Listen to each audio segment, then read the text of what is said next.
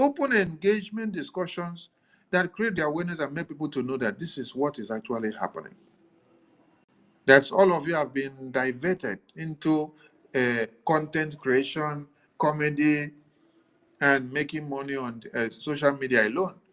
Why are you continue to downplay the terrorist act? And the terrorists are catching in. They are coming in. You are inside your house doing TikTok. Why terrorists full and don't surround your house? And you're there shouting, TikTok, oh, tap my screen, tap my screen, tap my screen. Fulani will tap your head. You're saying they should tap your screen. Fulani terrorists will now enter from the window and then tap your head as you're tapping inside TikTok.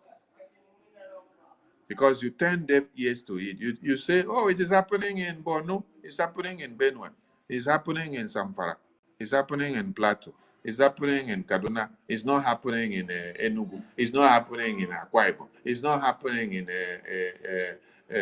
Ibekwara, it's not happening in Ikorekpene, it's not happening in Izombe, it's not happening in Ikwacha, it's not happening in Aba. So you are comfortable in those places. Before you wake up, you see that Fulani terrorists have also tapped your head. Just like you say, people should be tapping the screen, tap the screen on TikTok, tap the screen. Oh, follow your follower. Fulani will follow you now. Continue to be tapping screen on TikTok. Why Fulani will follow you? I see all of you. I see most of the celebrities, all of them that are acting movies on Nollywood. You see them, they will gather on TikTok. They will be shouting, tap the screen, tap the screen, tap the screen. They cannot use that time that they gather there to start exposing what is happening in Nigeria, so that the international community that upholds their integrity of their good work in the acting industry can be able to key in and also try to even create a kind of a movie that will project the handy terrorist work of the Fulani terrorists, so that people will watch in the international community and say, no, you will not do that kind of movie. What you will do is how Chikwandu, how Emeka, how Ebuka will use his mother and his brother to do, what's it called?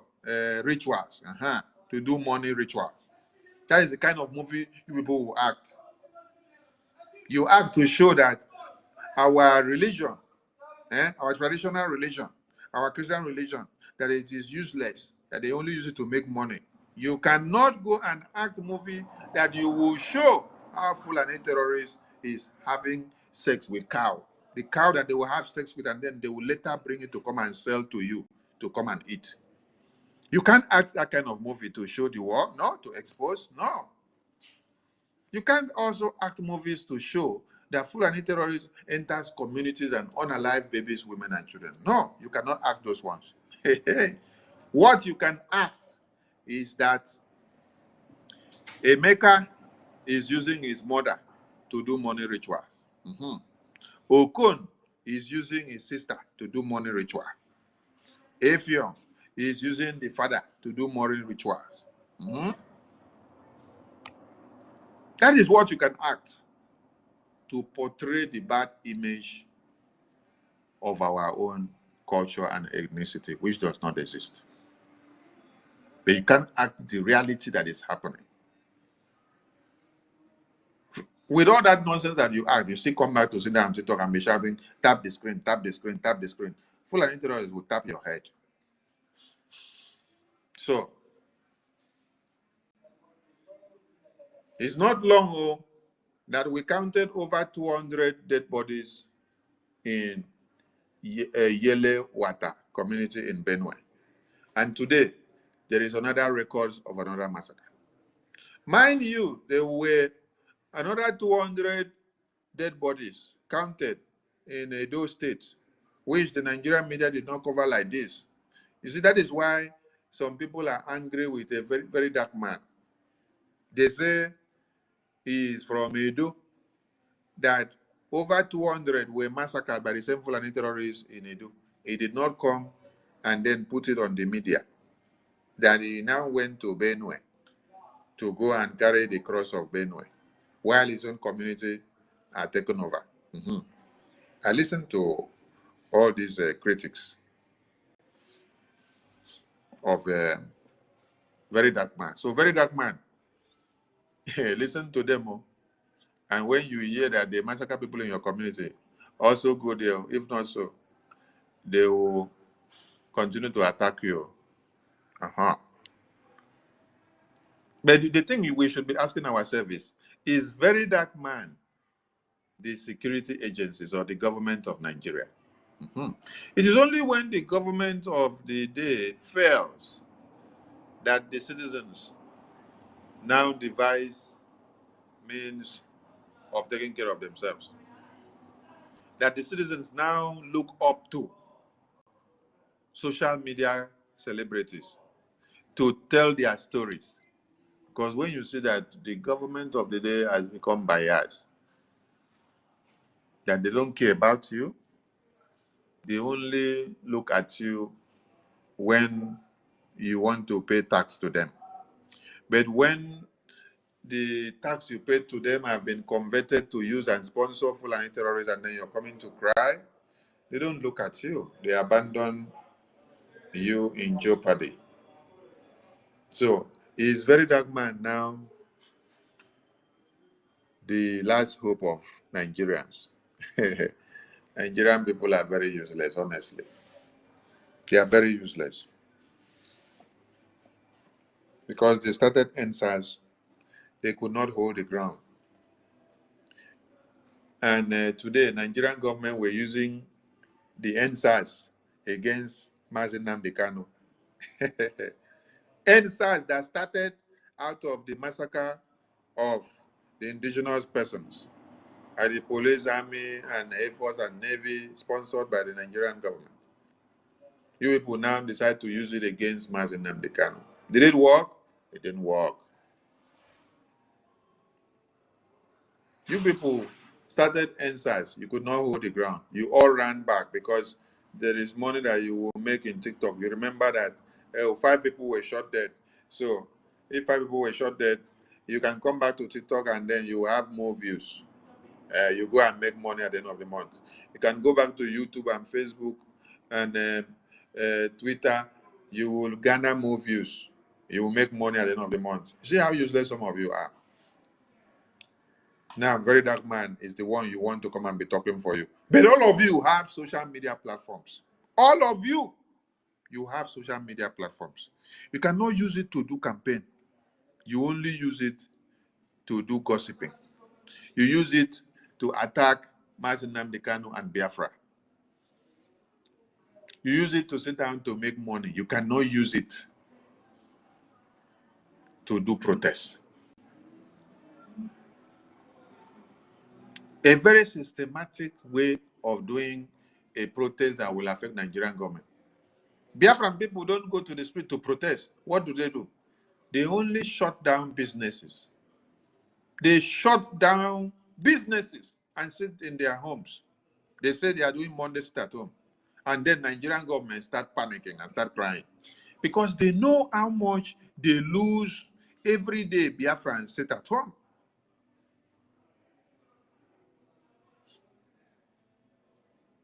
If you ban the circulation of these Fulani terrorist cows in your communities, what do you think will happen? It's telling a message. When they bring it for sale, you send them back. Nobody buy. You go and look for Afibo. Go and look for our own cow and buy and eat.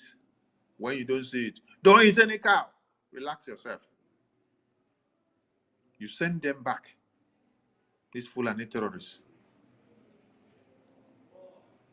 You're waiting. Wait now. Another angel will come from heaven. Mazi Nnamdi Kanu had told you, preached to you. Did you take it? And Yoma Rebellion. Thank you for coming in and your steadfastness. Mazi Nnamdi Kanu preached to you all. Dr. Maya Lavia preached. Did you all listen? No. Imagine a message of 2015, 8th of June, 2015. Everything that he said in 8th of June, 2015 is what is happening today in 2025. 2025. I pity those people that gathered in Finland to protest against our prime minister in 2023. And they carried a placard. For those of you watching from TikTok, this photo on the background, that is the photo of the people that claim they are Biafrans. Huh? And they gathered in Finland to protest against Prime Minister Simon Ekpa of the Biafran Republic Government in Exile. And when you see that placard that I put there, they write there on that placard and say, Biafra government in exile is a fraud. Look at them all. Look at them very well. The same way we had EFIK-IBIBIO plan how to eliminate Ojukwu and Philip Effiong and some of the cabinet members who were trustworthy to Ojukwu's council. That is the same way you see another set of EFIK-IBIBIO in 2025. These same people you saw here that staged this protest in 2023 against our Prime Minister Simon Ekpa, they went boldly to testify against Biafra in Finland court as our Prime Minister is standing trial in court of Finland now. These people you see here, they divided themselves into segments. Some of them decided to speak against Biafra in Finland court, while some decided to speak against Biafra in Nigerian court. They wear masks, and then they go and say they are DSS officials, and then they are testifying against Biafra. Fellow Biafrans, so, that is why I say EFIK-IBIBIO was not a Yoruba man. He was not Hausa. He was not Fulani. He was a Biafran. Yes. But he needed to convince some other useless people to also join the clique. And he did it. And it worked. So, for some of you that may not like the way I speak, or you hate me and hate what I say and how I do it, don't blame me, because I have learned from my leaders. Our Prime Minister said, you cannot betray him and succeed. My own is that I go nowhere. I go nowhere. I dey here. I go nowhere. I dey here. Because this Biafra, we must get it. We must get it. In whichever way, we must get it. So, if you know how to become the EFIK-IBIBIO of 2025, prepare yourself well. But woe to those that will do anything to stop the funding of this Biafra freedom under this Biafran government in exile. Woe to those people. Yes. Our minister in charge of the Biafra Defense Forces yesterday spoke. And he said the same. Woe to those that will be part and parcel of those that will discourage people to defund the Biafra freedom that we are fighting for. Both in homeland, you defund Biafra Defense Forces. In diaspora, you defund the Biafra political and diplomatic recognition. Woe to you. If you know you're doing anything that you're discouraging people and you're telling them that APM is APM, APM is finance minister, APM is defense minister, that woe is on your head already. And you're telling PM And you're telling people that you want accountability. Yes, APM should come and do accountability for you. Woe is on your head already. Yes. Because it is the same accountability that Honorable Fulani put on the table to use and destroy this government and all of your brains since after convention. It is the same accountability that DOS push our supreme leader. Push. They want to know the accountability of the transmitter. And then when he showed them and said, this is where the transmitter is, this is what we use that money to get. It was not up to 48 hours. Nigerian government located the transmitter. They took it to Abuja. So you want to know, I thank God, yeah, always I'm the one talking, but yesterday, the chief of the Defense Council was the one talking. And it was as if he is taking the words from my mouth. He said it the way it is. That you want us to come and do accountability to you so that you will know the strength of our men that are fighting for Biafra. You will know the strength of our armament that are fighting for Biafra. You will know the supplies and logistics and how we are spending the money and where the money is going and how it is coming and what everything that is happening in the Biafra Defense Forces, so that you can be able to repeat what you did to Mazi Nnamdi Kanu and what you did to our Prime Minister. Mbano, we have learned our lessons now. So yesterday I was not the one talking. It was Minister Success that was talking on behalf of Biafra Defense Forces. So if Satan is already using you to destroy the minds of other people, that they should not come and support Biafra freedom again, because APM is the one in charge, because APM is APM, because APM is finance minister, because APM is defense minister, as all of you put it. The woe that the minister of the chief of the defense council was talking about yesterday is already on your head.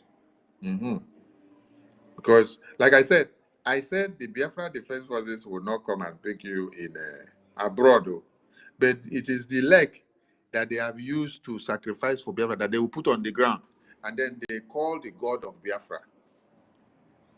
They will put their legs on the ground, call the God of Biafra to go after you, and you see how your life will become miserable. This is what I told them. We'll go 419. When we go 419, did video and say we collected $250 million, $5,000 on crypto, and he was explaining how much Sonny collected from the money, Ajare collected, Elias collected, APM collected, and how Sonny will be enjoying the money. And I told him that you will continue to be lying like this and continue to be miserable till when you become very useless. Today, how is he? Is he not still on the path of lying from one leg to another, lying, doing propaganda and blackmail like that and going? And now, his name has been taken to the lawsuit. Let him go there and defend how $5,000, $250,000 were collected by Sonny Okenkere, Ajare, put inside Biafra government account, and then we use it to destroy Prime Minister. Let them go and defend, no? It's not to come and on the media, that is the thing. Beware, don't attack Biafra Defense Forces, because they are the lifeline of the Biafran people. Yes. And to those that say they have repented, repent well, oh. repent very well. And we appreciate all our ministers and all Biafrans that turn out in court in solidarity with our Prime Minister. We appreciate all of them, yes. For their time, their money, their service, and their energy, we appreciate all of them, yes. It was heartwarming to our Prime Minister. It was reassuring. It was very, very hopeful to see and for him to have that happiness that his people are around him in court. Yes, and they made it happen. I appreciate all of you. And today we had protests in Eastern Texas, and another protest will be coming up again in Washington. Then on the 25th is European countries protest. So wherever you are, get in contact with your state reps and admins and know how to participate in your locations of the protest. We plead on all Biafrans who have turned back from Orabu Fulani and their evil ways, and you are coming back. Yesterday, we heard of some persons that joined the Zoom meeting after APN spoke and Minister Success spoke. We got some new converts, new returnees back, and they made donations. That is what we want. We appreciate everyone that is coming back, and our arms are wide open to get all of you back. And as you come back, don't go and engage in something that will destroy your image. Okay? Put all your effort into saying that you rebuild what you have destroyed for the past December to this time. Yes, try so hard to correct all the wrongs that you have done. Above all, what we need most is your finance. Yes. We come, we speak of finance in the morning, the afternoon, and night. It is normal. War is not fought with saliva. When you listen to Iran and Israel, they are at it, Abi. They are at it, that war. And how are they doing it? Are they using saliva to do it?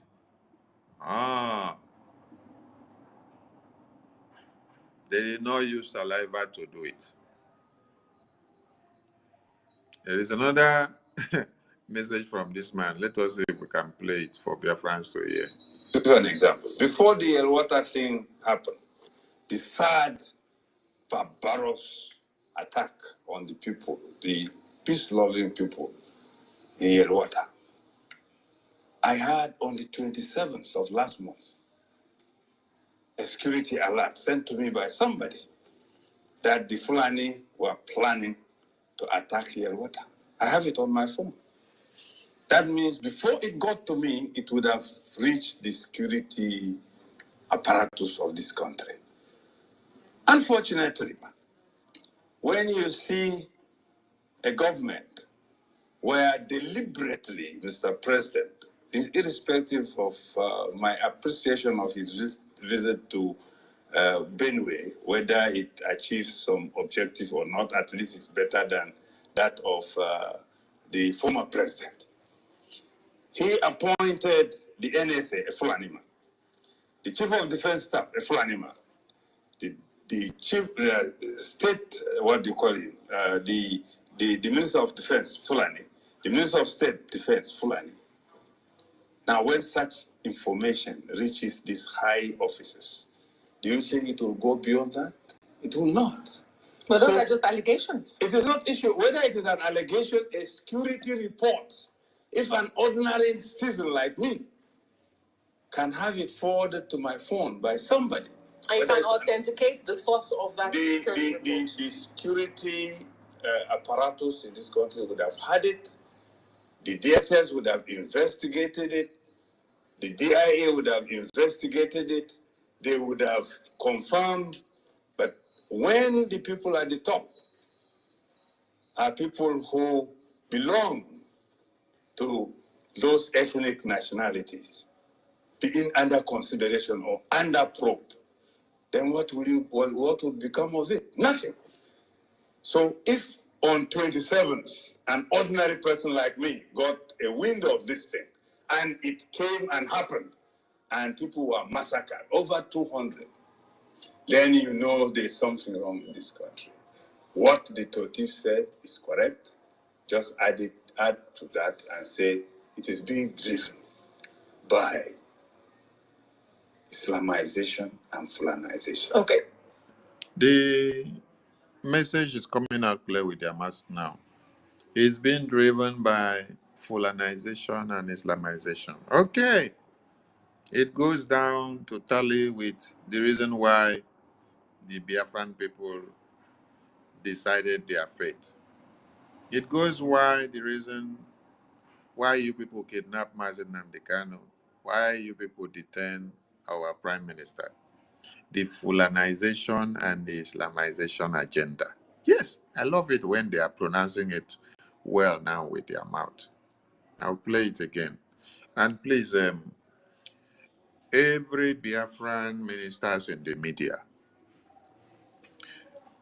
I want all of you to remain neutral on whatever is happening because of the fact that you are in the media. That is, don't take personal grudges too hard. What I mean is that if you have to host programs, host spaces, and then accommodate other Biafrans to come into the spaces to speak and to talk, whichever Biafran that has offended you, you have to unblock that Biafran. Because when you are hosting space, or you are a co-host on a space that is hosted, and then you have blocked some people, the people you have blocked cannot access the space. Their friends that follows them cannot access the space. And some other person that is a friend to who you have blocked cannot access the space. They will all be having issues on the space. So unblock everybody you block on Twitter so that they can all access the space. Yes, you may have your personal reasons of blocking, but because of Biafra, unblock them so that everybody can access the space. This is applicable to everybody that are hosting spaces on daily basis. If you know you are not ready to unblock, do not host programs again. Yes, because we don't want to have spaces gathered where someone that blocks almost everybody is hosting a program and then the rest of the people cannot access the space. So if you're not ready to accommodate this standard, this is the reason why Biafra media, BRGIE media exists. The independent media groups will tell you it is their space, it is their programs. But I want everyone to understand that as I speak here now, it is not my program. It is not my space. It is the BRGIE space.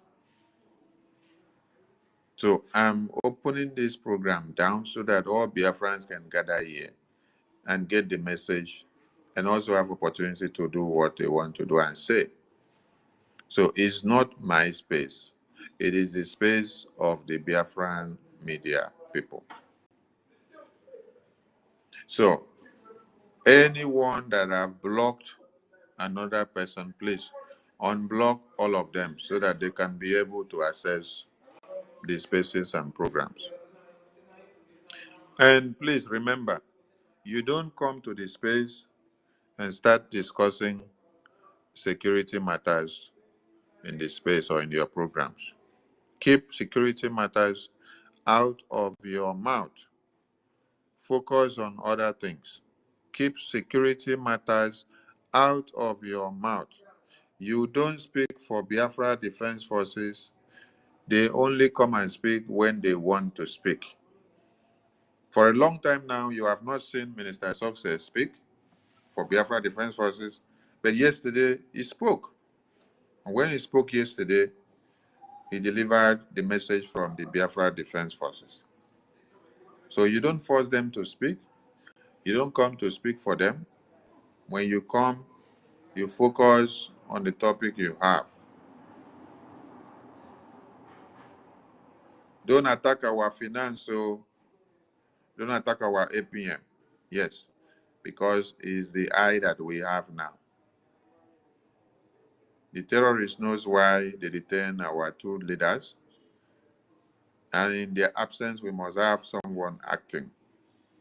So there will be so much pressure on that someone that is acting now, so that they will see how to bring him down and shrink the entire process. So we don't need to allow it to happen. If you know how to protect your APM, protect him very well now. Yes. Protect him very well now, because he is very precious to us. You may not know his worth, but yesterday, the Biafra Defense Forces minister was telling the entire Biafran people that we have to protect our APM, that they know his worth.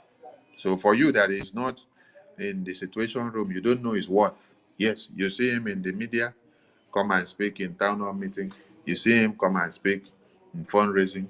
You see him go to Washington, D.C. Some of you say he carry bag around. He snap photo. You don't know his word.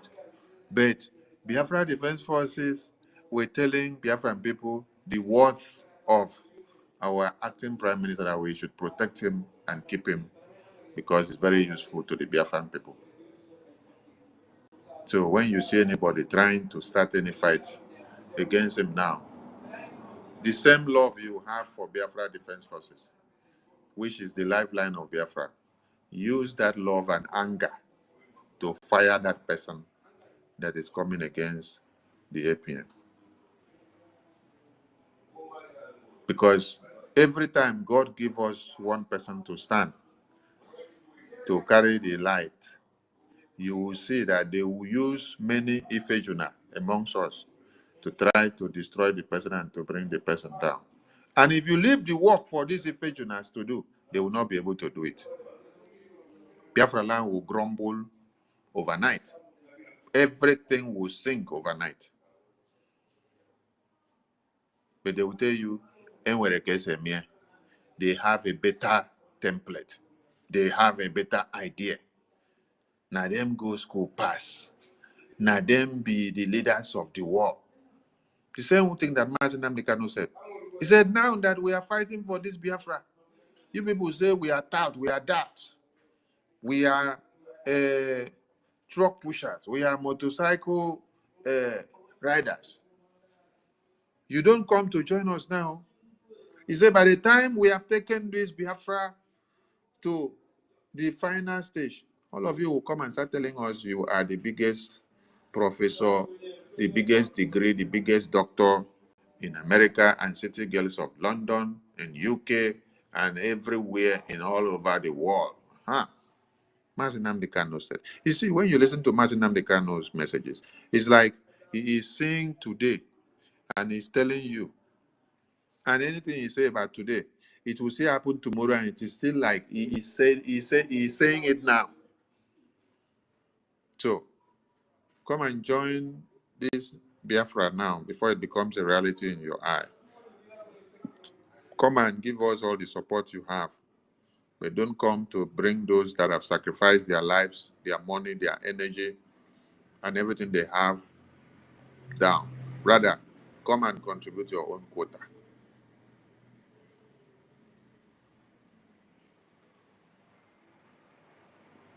I say it again.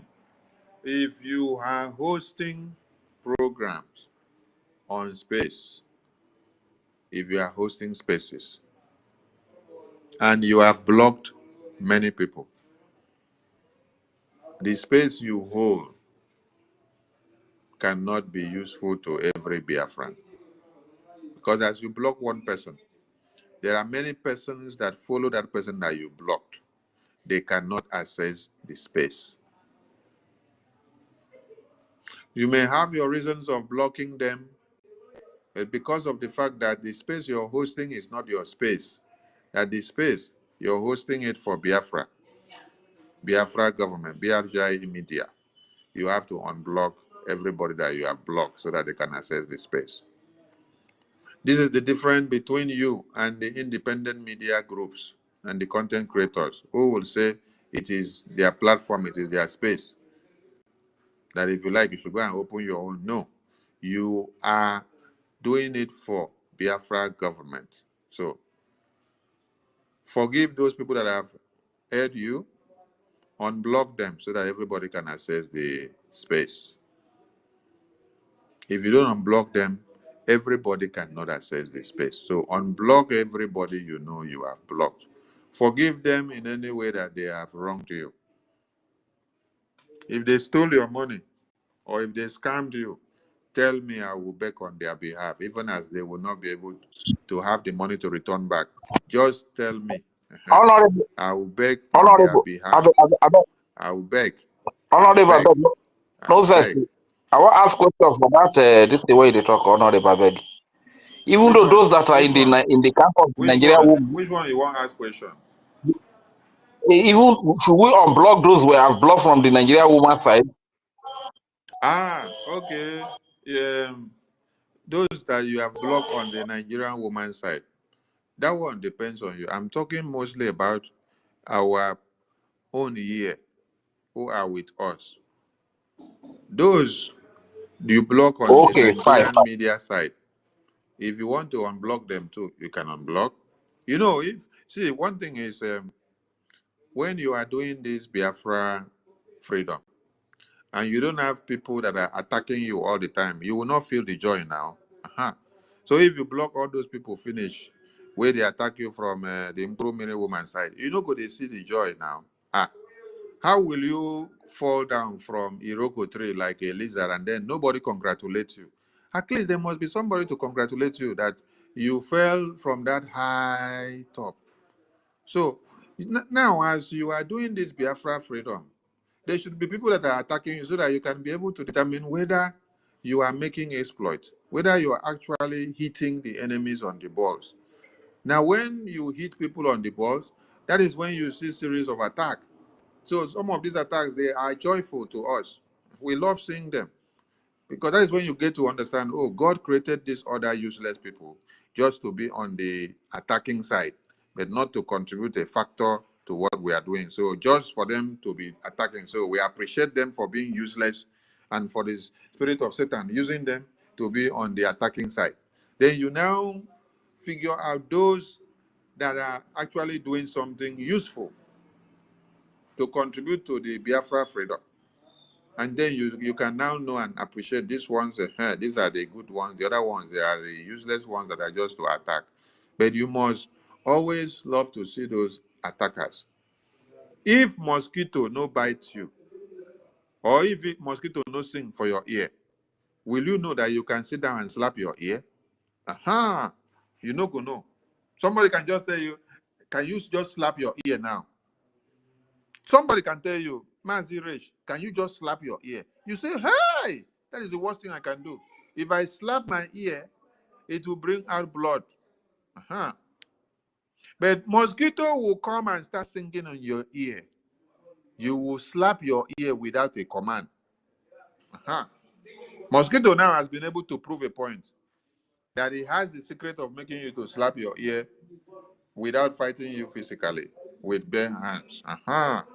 So we love to see all those useless people attacking us. When they attack us, it brings the rage in us out. So please, everybody, unblock those you have blocked that are with us so that they can be able to fetch the space when you are on programs. And also, if they are also on programs, you that block them, you will not also be able to see the space. At times, if you block me, then you are on space. If I enter Twitter, I will not see your space. So I want to start a program, I will just start without knowing that you are on space. And if I also block you, the same thing will happen to me. So I can't see your post, I can't see your space, I can't see your notification. So please, let's unblock some people, most especially those that are hosting programs with us and are putting our legs together in what we are doing. Please, this message applies to everybody. It's not just for 3 or 4 persons, it's to everybody. Please.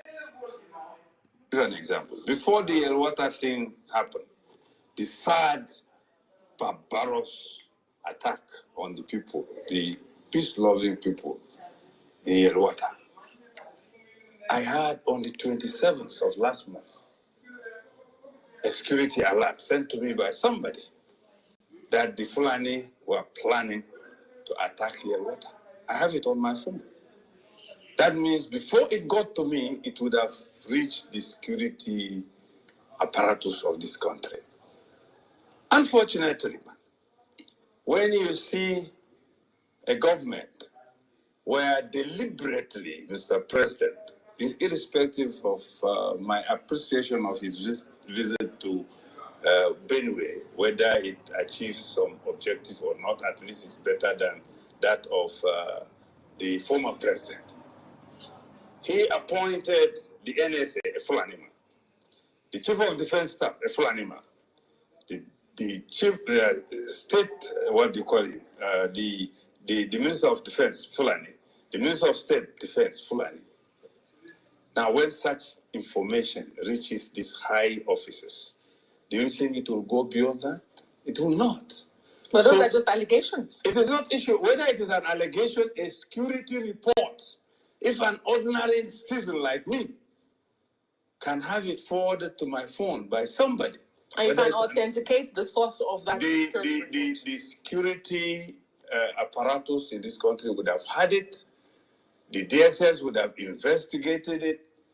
The DIA would have investigated it. They would have confirmed. But when the people at the top are people who belong to those ethnic nationalities, being under consideration or under probe, then what would become of it? Nothing.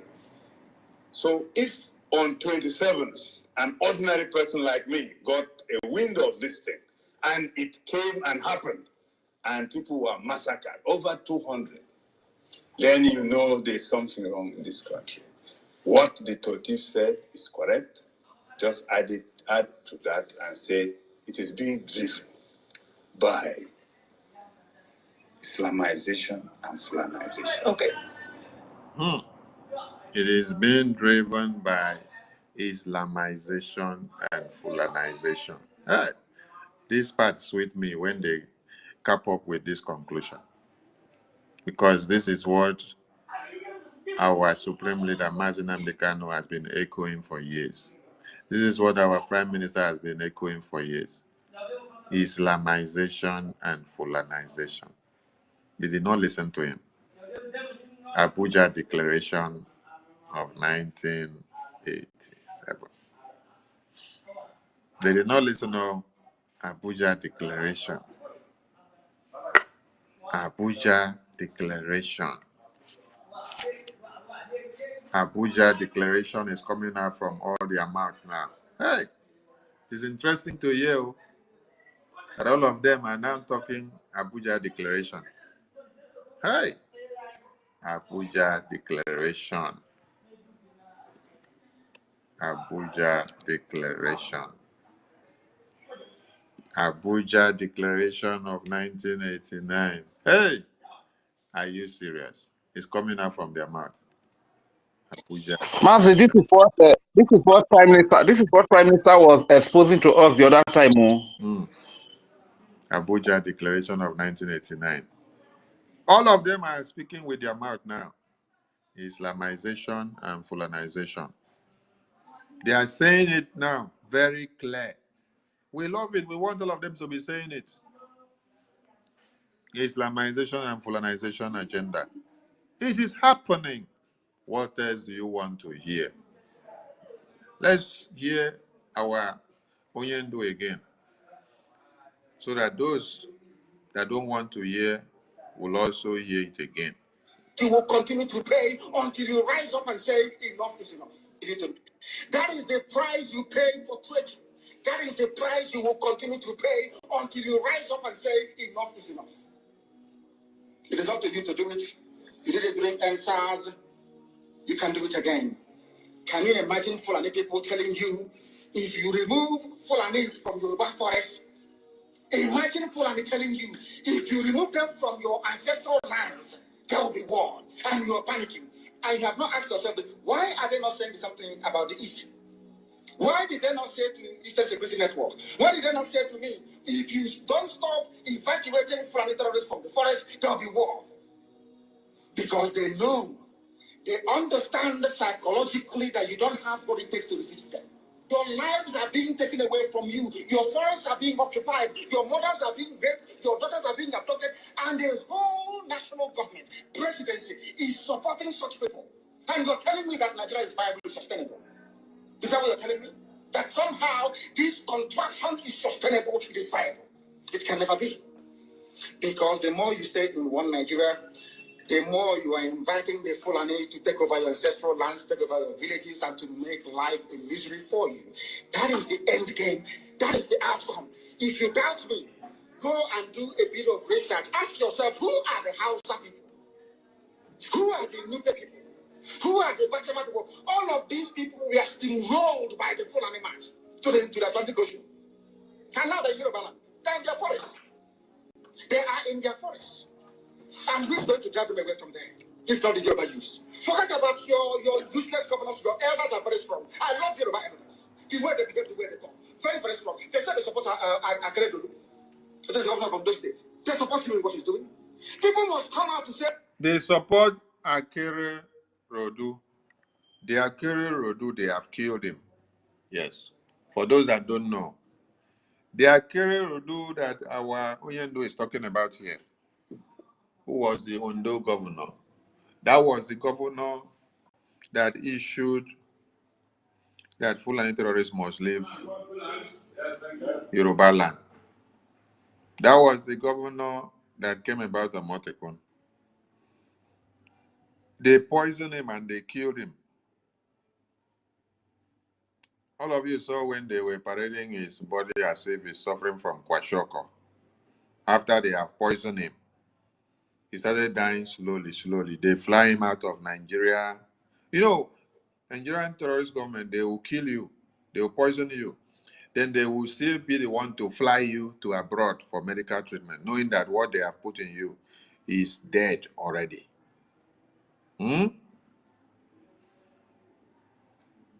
They killed that man. They buy him. They unalive him. He's no more alive now. Oyendo was speaking about him because of his bold step. Because when this man had made this move, the Southeast governors or the governors in Biafra land, they did not do anything. But this man in Ondo State said Fulani terrorists must leave their land. Mazen Namdekanu even called on the governors in Biafra land. You people should also form a security network like the Amotekons have done by this governor. They told Mazen Namdekanu, oh, you people are in abroad. You don't know anything. You want to come and tell us how we should play our politics. Till they unalive many people. This is how and why Eastern Security Network came to be. So this Akero, this governor that he's talking about, they don't kill this man because they saw that he was one of the strongest men that came out to stand against the Fulani terrorists in Yoruba land. They poisoned him. Some people collected money, poisoned the man in his food. The man started decaying, dying small till he died finish. For those that don't know, that man is no more. They don't kill him. Say that enough is enough. When you travel to the north, do you live in the forest in the north? The Igbo people in Sabangari in Kanu, are they living of course, it's house land? Are they living in the forest? They came to the town. They work very hard. They build houses. They build mansions. They develop the entire place. Is that not what they do? What are Fulani people doing in our forest? Nobody can answer that question. They say that they're pastoralists. What, aspiring to be a member of the UN Security Council, where you move cattle from place to place. Are you people well at all? You so-called Nigerians, are you normal in the brain? I'm asking you a simple question. Show me a country that aspires to be in the 21st century, moving cattle from place to place. Tell me they're crazy. Which country is that? Please tell me. These are people they have prepared for you to sell you down the drain. By the time the Fulanis are done with you, believe you me, if you don't rise up now to fight for your freedom, by the time Fulanis are done with you, you'll be more useless than a Hausa peasant doing Babiala somewhere in Zaire. I went to America and I told World Igbo Congress that this war you are avoiding is going to come to your villages. They said, no, it's not going to happen. What is happening today? When Yoruba was supporting the dead idiot called Buhari, did I not want them? That this evil you're supporting will consume you. They never listened. They never wanted to listen. IPOB is a terrorist group. You're trying to divide Nigeria. But Mietiana is not. People that you are calling bandits, have you heard anybody come out to say, please, Buhari, since presidency is there defending terrorists in the forest, why don't you proscribe them? No, you cannot proscribe the Fulani group. Never. Now, our people must understand this very clearly, especially my Yoruba brothers and sisters. It is about time you stop supporting evil. That evil is in Asorok. That evil is a gang of reprobates calling themselves presidents.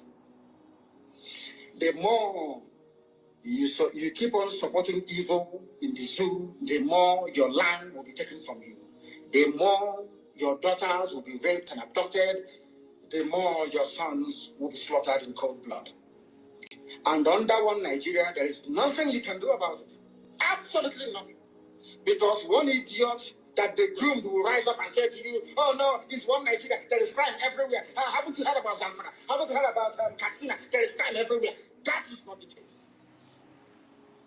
The crimes you have in the north, the insecurity you have in the north is as a direct consequence of their own action.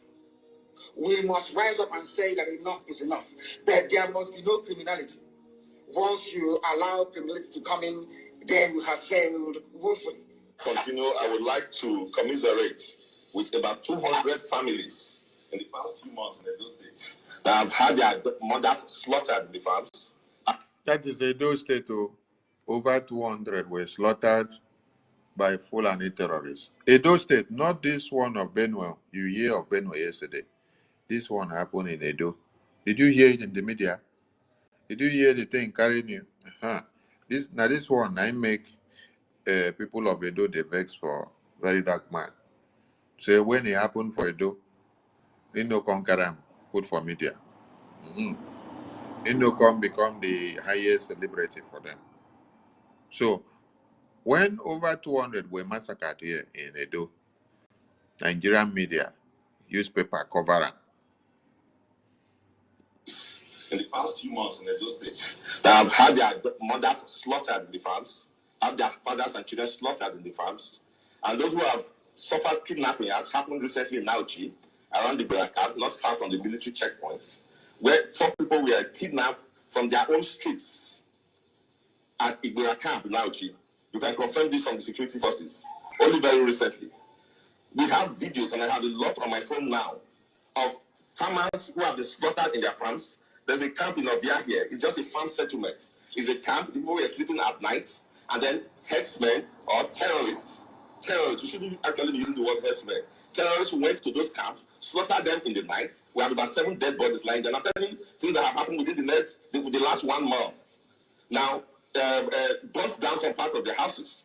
We have video there of Fulani headsmen and terrorists entering into farms and uprooting cassava that people have planted and are waiting to harvest for this season and feeding them to their cows. And then those who dare to, challenge them have been slaughtered.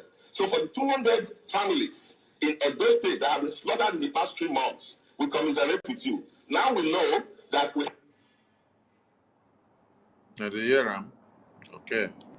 I leave the mic to my people to say what they have to say before we go and rest. All right, Professor Mazdake, over to you, sir.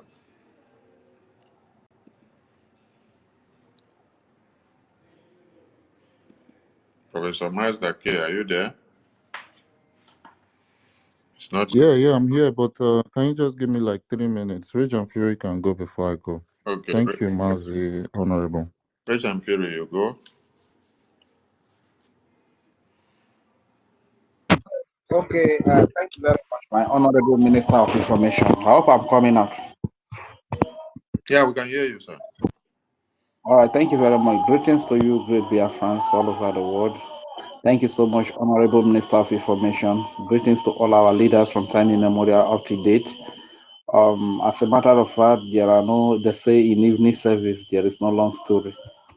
All we need right now is very clear because the terrorism that is happening all over Nigeria is being sponsored and supported by the Nigerian government due to the fact that they know very well that the place they call Nigeria has expired after 100 years. That was about some 10 years ago, 2014, that Nigeria expired, you understand? And unfortunately, most of the people that are in the helm of affair managing the supposed Nigeria now are not even indigenous, they are foreigners, you understand? So this is why they sponsor terrorists and they support terrorists to kill the indigenous people off the land so that they can take over the land and the resources and share the resources with Britain and some of their Western counterparts who are together in these crimes together. You understand? So, like it's happening today in Iran, you see a lot of the IRGC members, they are fleeing Iran. But don't be surprised that a lot of them will flee to Nigeria. You understand? So, you that is still thinking that you are in Nigeria, a slave name that is given to you, a slave identity that is given to you for terrorists to infiltrate your land, for terrorists to take over your land, kill your people, and take over your resources, and you feel like you are in Nigeria. Before you know, you will be killed and your land will be taken over by the terrorists, you understand? And while your resources will be shared with Britain. So what do we need to do? We need to fund our freedom. We need to fund our defense. That is why I've always asked the question that if you refuse to fund freedom, is this slavery that you want to fund? If you refuse to fund your defense, is it ransom that you want to pay when you become a victim of kidnap? Is it kidnappers that you want to pay whenever they kidnap you or you are adopted? So these are pertinent questions we really need to ask, you understand? If you refuse to support civilization, which Biafra stands for, are you in for barbarism? Are you ready to support barbarism? So somehow our people will really need to wake up. Let us unite together and fight this fight. Because after Nigeria expiration, those that don't know that before the name Nigeria, we had identity. We had people that we did things together with. We have things in common with. If we can't align with those people right now and take over our land, believe you me, the foreigners, these terrorists, Islamic jihadists, extremists, Fulani, they will take over the land and they will occupy our land while they hand over our resources to Britain and other foreign powers that are supporting them with weapons and every other thing. So what are we trying to say? We must come together and do the needful. And as many that are attacking the government of Biafra, the Biafra Republic government of Biafra, that is doing wonder, that has brought us this far, know that such people are your enemies. You know, a few days ago, I went to Biafra Unite platform, and I made an apology that I unsubscribed to him. That apology, I think I am withdrawing it back, because I actually made that apology in the earlier time when I just got into his platform. But as the conversation went on, then I understood that this guy is not really in for freedom. So I want to use this opportunity to withdraw that apology, because he said a lot of things that the reason why he's angry with the APN is because of why should money be spent on suing a saboteur who is endangering the lives of our people, that the money should have been put into defense. So we just focus on defense while we leave the saboteurs to be allowing the killers to come and kill our people, to be leading our people into the hands of this killer while we are defending. You understand? So it's very, very, I don't know how to put it now. It's very, very, very pathetic, you understand, for people to be having this kind of views. Trying to bring down a man that has sacrificed so much, a man that is even paying a lot of personal sacrifice. I asked him the question that everybody's happy to see our PM. Everybody was laughing. Don't you know that for PM to go to court, there are financial implications and financial undertone, that there is a government that is responsible, that there's a government that the Biafran people, through their little donation, is responsible to take care of the financial responsibility of the court cases. Lawyers need to be paid. He said, what I don't know is bigger than me. What is it that I don't know that is bigger than me? Are you telling me that money is not being paid? That for PM to wake up every day, goes to court, he does that freely without money being spent, that money is not being paid to lawyers, different lawyers? So who is making all of this payment? Is it Biafra United that is making all of this payment? It is the Biafra Republic government in exile. And he's saying that Ogechukwu Kere is the BRGIE of today, belongs to Ogechukwu Kere. Yet it is the Ogechukwu Kere BRGIE that is standing by the Prime Minister. It is the same BRGIE that delegated cabinet ministers to go and stand with the acting Prime Minister. You understand? So honestly speaking, our some people, may God just have mercy on them. Or should I even say, God should not have mercy on them, because some people are so evil, they are so wicked. All they stand for is destruction. You understand? So my people, Biafrans, anybody that is standing against the BRGIE, know that that is the enemy of Biafra, because what they want is that they should be allowed to be sabotaging. Nobody should hold them responsible. This is why I said that if the people that sabotaged during the time of Waziriki were held responsible, it will be a deterrent to the people of the era of Mazuna Kano. And those that sabotaged during the time of Mazuna Kano, if they were held responsible, it will serve as deterrence to people during the time of Prime Minister Simon Ekpa. You understand? So that is why you see that I always heap my praises on Biafrans, because in spite of all that have happened, a lot of people have run away with a lot of money, have sabotaged, done a lot of things, yet you still see Biafrans donating, contributing. Not that they have a lot of money. Some people, sometimes when I look at people like Kutinaba, look at them also, look at some people, the way they give, then I begin to ask, do these people even have any personal savings for themselves at all? They are giving sacrificially. Even people in homeland here, it is not easy. Here in homeland, you see that people will go out to work by 6 a.m. They have left the house before they come, past 10 p.m. Probably what they are going to come back with now every day is not up to $3. Some is not up to $4. When you remove feeding and transport, you are left with nothing. But out of this little, we still make the sacrifice. You understand? So I want it just, we just come from somewhere that the Biafrans are not ready for their freedom. With this high level commitment that Biafrans are putting up to see that they are free. Because to them, they just want to be sabotaging. Nobody should hold them responsible. Nobody should hold them accountable. Let them just keep sabotaging and making money from YouTube. You understand? So, but the question I want to ask is that those of you that are being deceived, that you should not support the BRGIE, who is fighting for the freedom of Biafra today. At the end of the day, when your brothers and your sisters are killed, The same Biafra Unite will use them to make video, get more view, get more money. But your brother is dead. Your sister is dead. Who is losing in that case? Biafra Unite is discouraging you so that you don't support the freedom and you sit by the corner.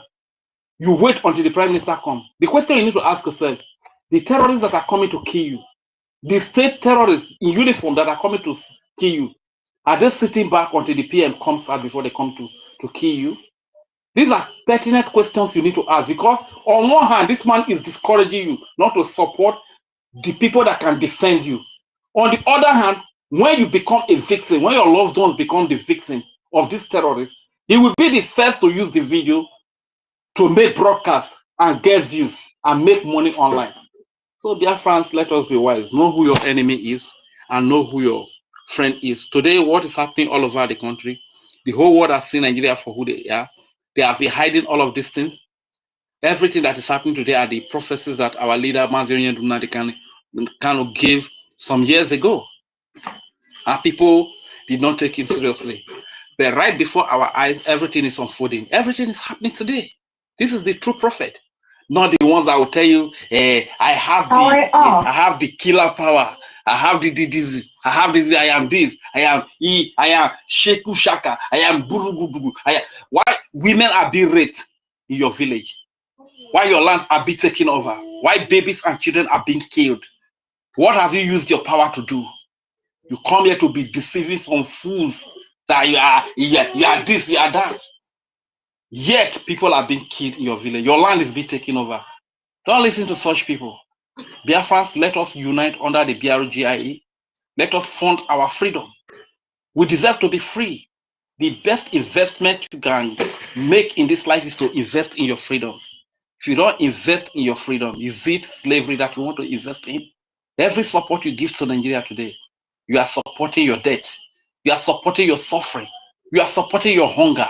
You are supporting your women going out of their matrimonial to go and meet one small Yahoo boy who has picked, to have sex with them, to come and take care of the family. That is what you are supporting. You are supporting hookup. Even let me even talk to the hookup girls and whatever they do, and they feel like the coming of Biafra is not going to favor them. My dear sisters, the coming of Biafra is going to even favor you the more. Right there in America, they have hookup. They have all these street workers. You understand? But they are licensed. They have proper documentation. So when we have Biafra, it's not going to be like today where you are doing your hookup or whatever you are doing. Police can just come there, raid you, go and molest you, harass you. Then it's not going to be like that. So in Biafra, you are going to be well licensed. If it is hookup that you want to do, if it is prostitution, whatever you want to do, you have license, proper documentation. That tomorrow no police can just come and raid you and molest you, harass you. It's not going to be like that. So my people, every calamity that is happening in Nigeria, every death that is happening in Nigeria today, the only way out is Biafra freedom. Especially to those of us that our mothers tied to peace wrapper. Biafra is the answer. Don't be deceived. Not election. Don't allow anybody to deceive you with election. Election is not going to help. It's only a fool that will keep doing the same thing and expecting different results. How many times have politicians lied to you and they disappoint you, yet you are going again? So how long is it going to take you to learn? They say what is enough for the wise. And we are seen as wise people, intelligent people. Why do we behave? Why do our actions portray us as foolish people? You understand? So my people, there are a lot of things to say. It's already night here, but I think let me just yield the mic here so that other people can have the opportunity to speak. Greetings to all our women and all the honorable comrades that are here present. I cite you, my blood, Helen Peter, Professor Mazdake. I greet you. 1 Million Storm, Simon Epa, all of you that are here present. I don't know if my brother is here, our brother, what I see here. Joan News, I think it's not here now. But anytime he comes on space, please, we love what he's doing. But the picture of our prime minister, I think there are a lot of pictures of our prime minister that are on the internet. You can get a better picture, you understand, to represent the PM. You understand, because most of the pictures that he's using, they are not really, they don't really show We have our PM's picture. Why are you using pictures that don't look like the man to represent him? Please. Our PM is a very handsome. I can get his free pictures and used to do whatever you want to do and continue the good work that you are doing on the internet. Thank you very much, Honorable Minister of Information, for the time to speak. My name is Regent Fury, aka Udewo Wanchineke. I hear the mic here. AKA, I want to go to school. I want to go to school.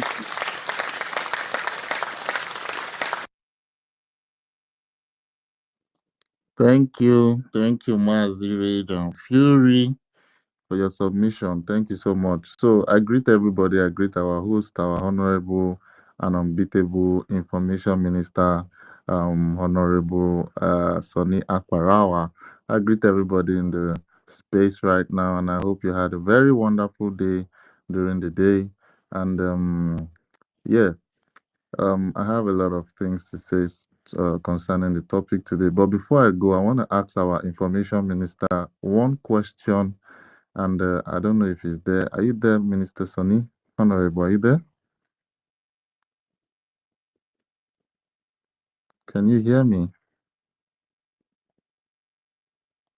Okay, I think he's not there at the moment. So um, I'm just going to go on with my submission, and probably if he's around his mic, I'm going to uh, have him answer the question. So concerning the topic, how is Nigeria doing? Beware, don't attack Biafra Defense Forces. Nigeria is not doing good at all, and there are a lot of things that are happening in Nigeria. That um, that state is literally a collapsed state. That state is literally a failed state, and Nigerians living in Nigeria are living under what they call a threat, a very, very huge threat. I just checked. I just checked the my timeline, and I saw some news about that came from the Nigerian news media about some few hours ago, and guess what I saw? I saw a content creator arrested. This content creator, the reason why he was arrested was because he had to report about the killings that the Fulani militia, the Fulani headsmen had the attack that the Fulani headsmen did in some states in Nigeria. This was the reason why he was literally arrested. They've not killed him. A lot of things are happening in Nigeria. A lot of things are happening in Nigeria. The reason why they did not, arrest or do this, literally arrest this guy called Very Dark Man is because he has a little bit of, image in the media and is going to bring some traffic. So, the advice I'm going to give Nigerians now, I posted it a while ago, but I'm still going to say it on the space. The advice I'm going to give Nigerians, I want you all to, if you're hearing my voice now, I want you all to invest in the media. I've been saying this on spaces since this week started because I've just been about solutions ever since this massive attack happened in Benue, the one that happened in Zamfara, the one that happened in Castina. I've just been on giving Nigerians advice so that they can just reduce these deaths that are happening in their ancestral land. So one of this advice I'm going to give you, especially I'm beating on the media. If you invest on the media, it's going to reduce these killings, and I'm going to explain it. I see a lot of investment that Nigerians do on the media, and they channel this investment into doing this tap stuff that our information minister mentioned. A lot of people are literally doing a lot of this very irrelevant things just to make money, and at the end of the day, they will use the money to oppress people and do irrelevant things, not focusing on important things like things that are going on, extermination that is going on in Nigeria. So if you have money to buy a very good phone, you have money to buy a camera setup, I mean, all those good cameras that can video from a mile away, or from that you can use to capture events that are happening, especially all these jihadist attacks. You can invest on this. If you don't do it, you will do what? You are going to die. They will buy you. Fulani headsmen are going to buy you. This is a very, very, very important advice to you. If you don't buy um, working cameras, if you don't invest on the media, if you don't open radio stations that you can use to, you know, pass information out to people, especially people within your region, people within your villages.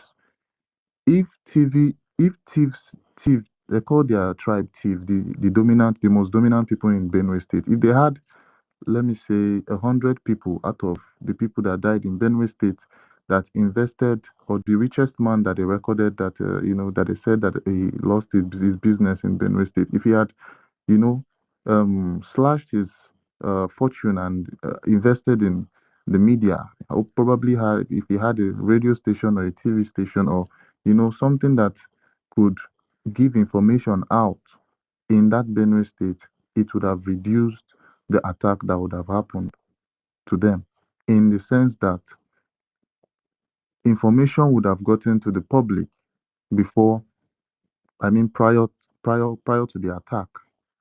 And once information gets to the public, one thing that Fulani people don't like is getting viral. They don't like they don't like themselves getting viral because of their image in the public, because they will have to start looking for a damage control. You understand? This is very, very important. It's a very, very good advice for you guys. I'm talking to Nigerians.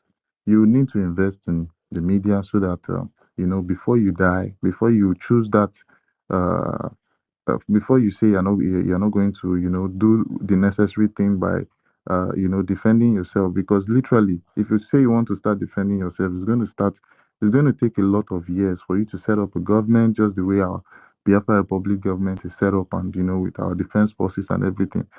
If you can just try invest in media, have lots of cameras, buy working phones for people in the villages, so that whenever these people want to attack, they can have recordings and first-hand information to spread to groups, groups, different WhatsApp group, different media groups. They could be X, it could be Telegram, but that information that will be passed is the most important. You understand? So if you don't do this, you're going to die. If you do it, they might get you arrested, but trust me, you're going to get this terrorist very, very viral. And for them to go viral, they will have to look for a way to, reduce the damage control. You understand? This is a very, very important information for you guys, Nigerians. I'm talking to you, Nigerians. I want you to open your ears and listen to this advice. This is one of the most important advice that you can receive around this time. You understand? So, um, moving on to the other topic we have here, we are talking about don't attack Biafra's defense forces, and this goes to Biafrans. The reason why you should not attack Biafra defense forces, there are tons of reasons, but I'm just going to, beat on just a few. And yeah, uh, if you if you go against our Biafra defense forces, I mean going to attack them, it is going to attract a very uh, a very bad image globally. This when I say it's going to attract a very bad image globally, I mean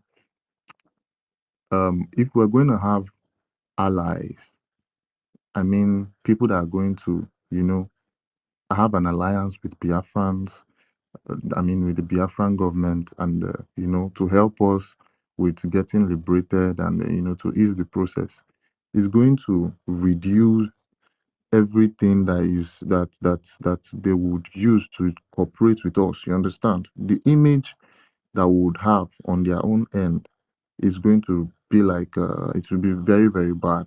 You understand? Saying that our Biafran defense forces are kidnappers now, it won't be nice in the ears of United States if they want to be our ally, if they want to have an alliance with us. You understand? This is a very, very, you know, important part. This is a very important aspect. So, i- i- yeah, please give me a second. I'm being disturbed. Give me a second, please. Who is there? Lucas, are you there? Yeah. Go ahead. Okay, sorry. Yeah, sorry. I had a little bit of disturbance. So yeah, Professor, we should yes. be rounding up if we don't have another person on the mic. So, All right, all right, all right. No problem. Sorry, I wanted to ask you a question, Mazi, Honorable. yeah, more yes. Yes, sorry. So I wanted to ask you that if uh if we have a civil war now, I mean within Biafrans, if we have something like a violence within Biafrans, like I mean a civil war, how is it going to be in the global eyes? How is it going to be in I mean, while our defense forces, our Biafran defense forces are defending our land, trying to liberate, we are depending on them for our liberation.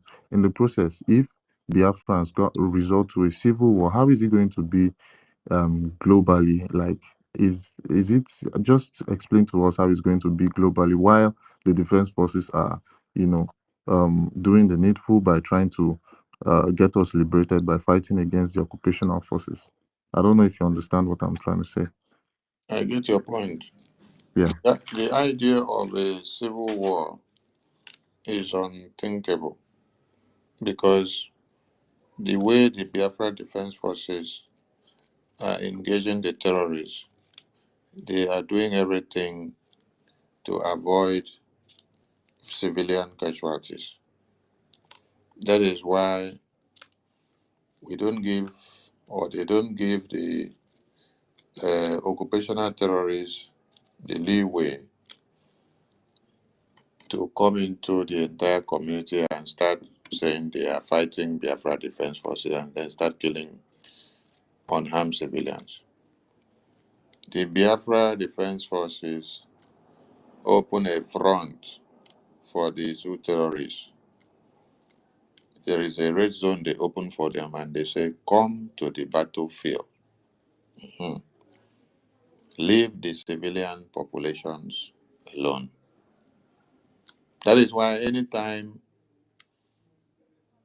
the Zoo terrorist army cannot kill or defeat the Biafra Defense Forces when they go and collect plenty body bags, what they do is that they come back into unarmed communities and then they start killing unarmed civilians in those communities.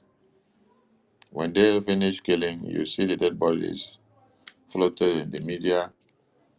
Some they will kill finish. They'll go and put their military regalia there and say they engage them in battle. They engage people in battle that are inside their houses without weapons. So Yeah. that will never come to be because that is the thing that Nigerian terrorist government had wanted to happen. The Biafra Defense Forces devise a means and a way of fighting the Nigerian terrorists without allowing them to be the one to determine how the war is being fought.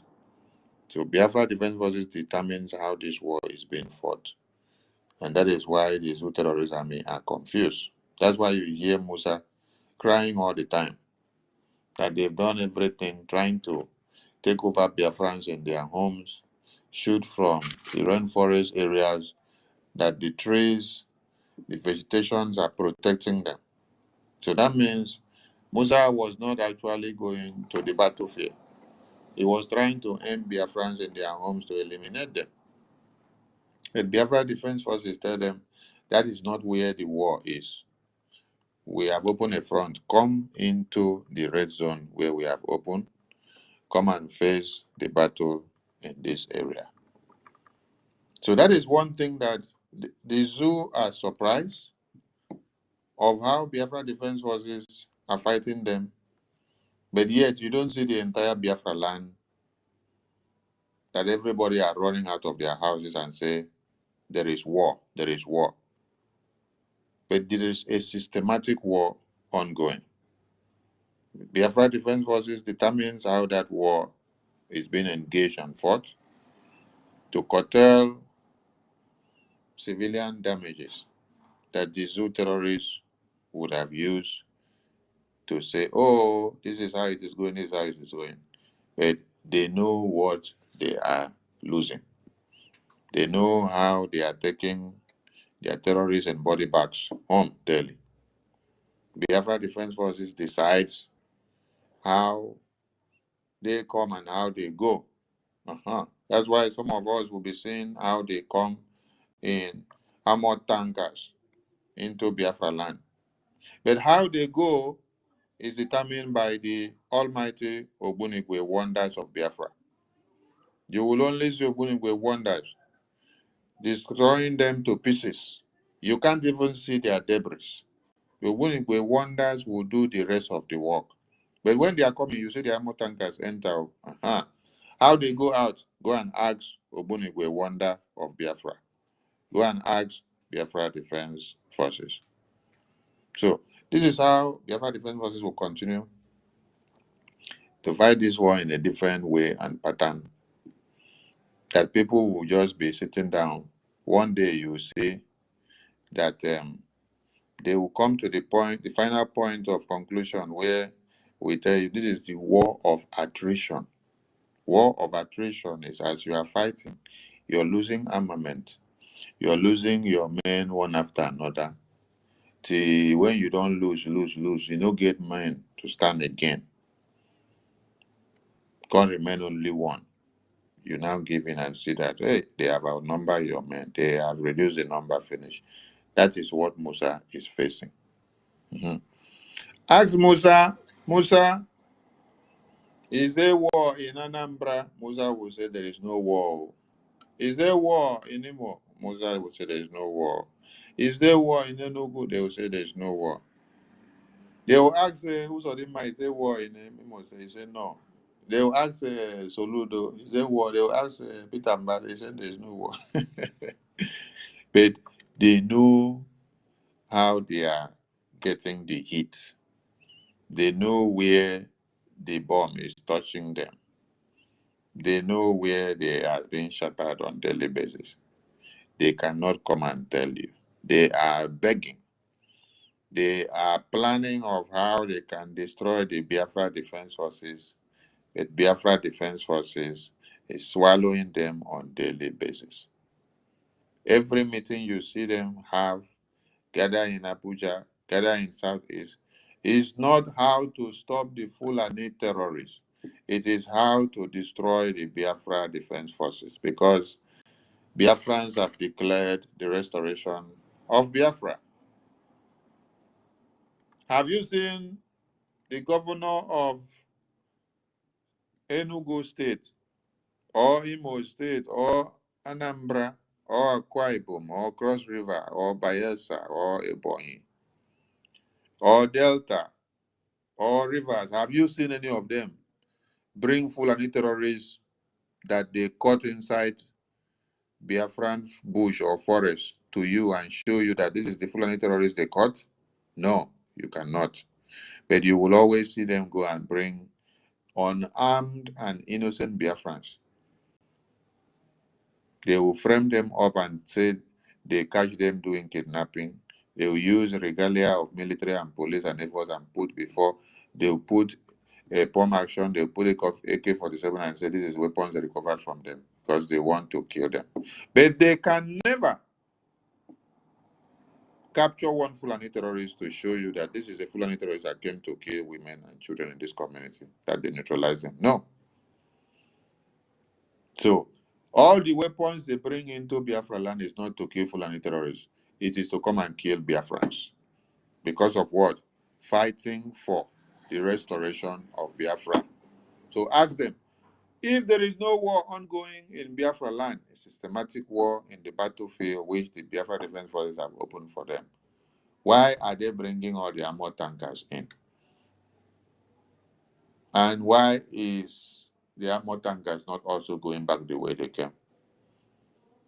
And why is it that all the armor tankers and all the terrorist soldiers they bring to Biafra land, they are all being dwindled? The number continue to minus, they have to be looking for more reinforcement. Why? Is it that there is a well that when they walk in, the well swallow them, they all fall into the well and they cannot go out? So they have to go and look for more people to come and also fall into the well.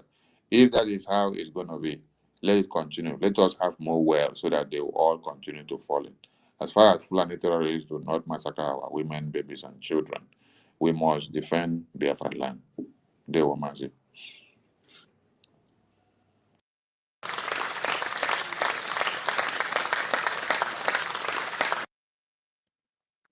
That was a very beautiful reply. Thank you so much, our Honorable Information Minister.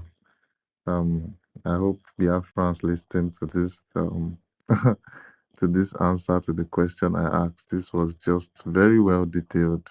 I mean, you deserve a round of applause again for real. Very, very, very well detailed explanation. So, yeah, let me just finish up before I move to our lovely sister Helen Peters and Mary.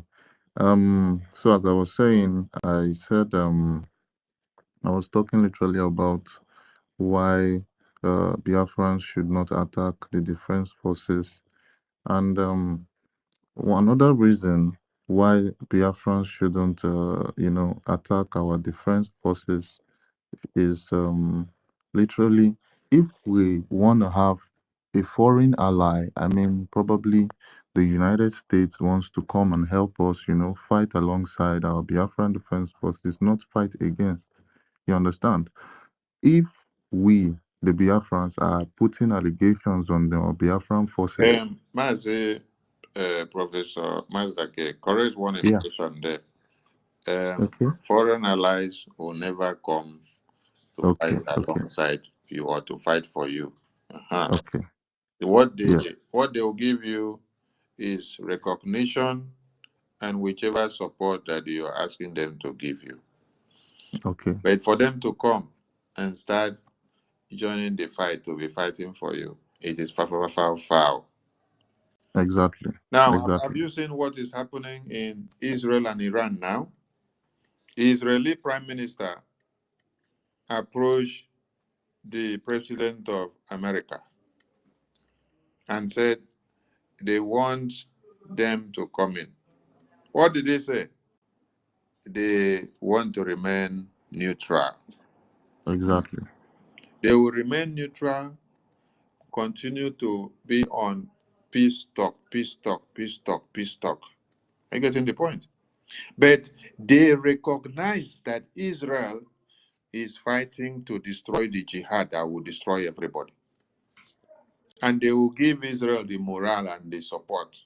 But to go and start bringing their weapons to come and stand with Israel and start fighting, you will not see that happen. Mhm. So that is political recognition happening there. America recognized that Israel is fighting to destroy the jihad of the world, and they are giving them kudos. But America, go and stand with them and fight now.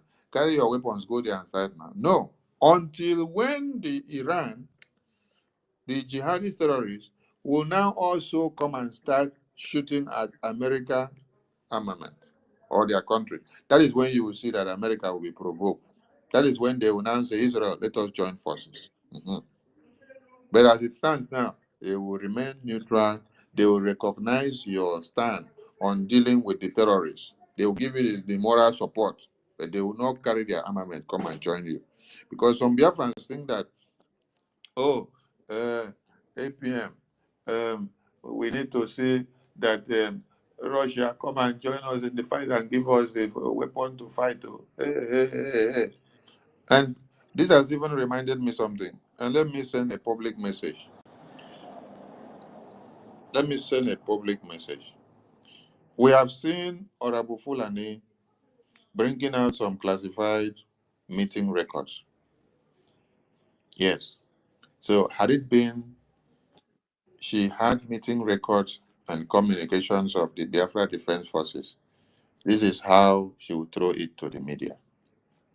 And also, many of you have been clamoring, APM, let us go to Russia, let us go to Russia. And you will go and organize some kind of meeting and call APM to come and attend the meeting and then talk about Russia. Hmm? And I am saying this thing here now. APM will not be attending some kind of meetings henceforth anymore. Because some of you are agents of darkness. Yes. You will set up meetings and then call APM to come and attend meeting, and then you end up starting discussing whatever you like. So whatever APM will say in that meeting, tomorrow you people are recording it, and you will now bring it to come and use it against him. While he is walking into Washington, D.C. every day to align the recognition of Biafra in Washington, D.C. You people will be organizing meetings of every kind. Draw him in. Let him come and talk about whatever people are putting on the table in the name of Russia or any other country. Then you will be recording him. You record him, record everything. A meeting that somebody will come on confidence. But you will come and then you'll be recording. Just like you see what Honorable Fulani is doing.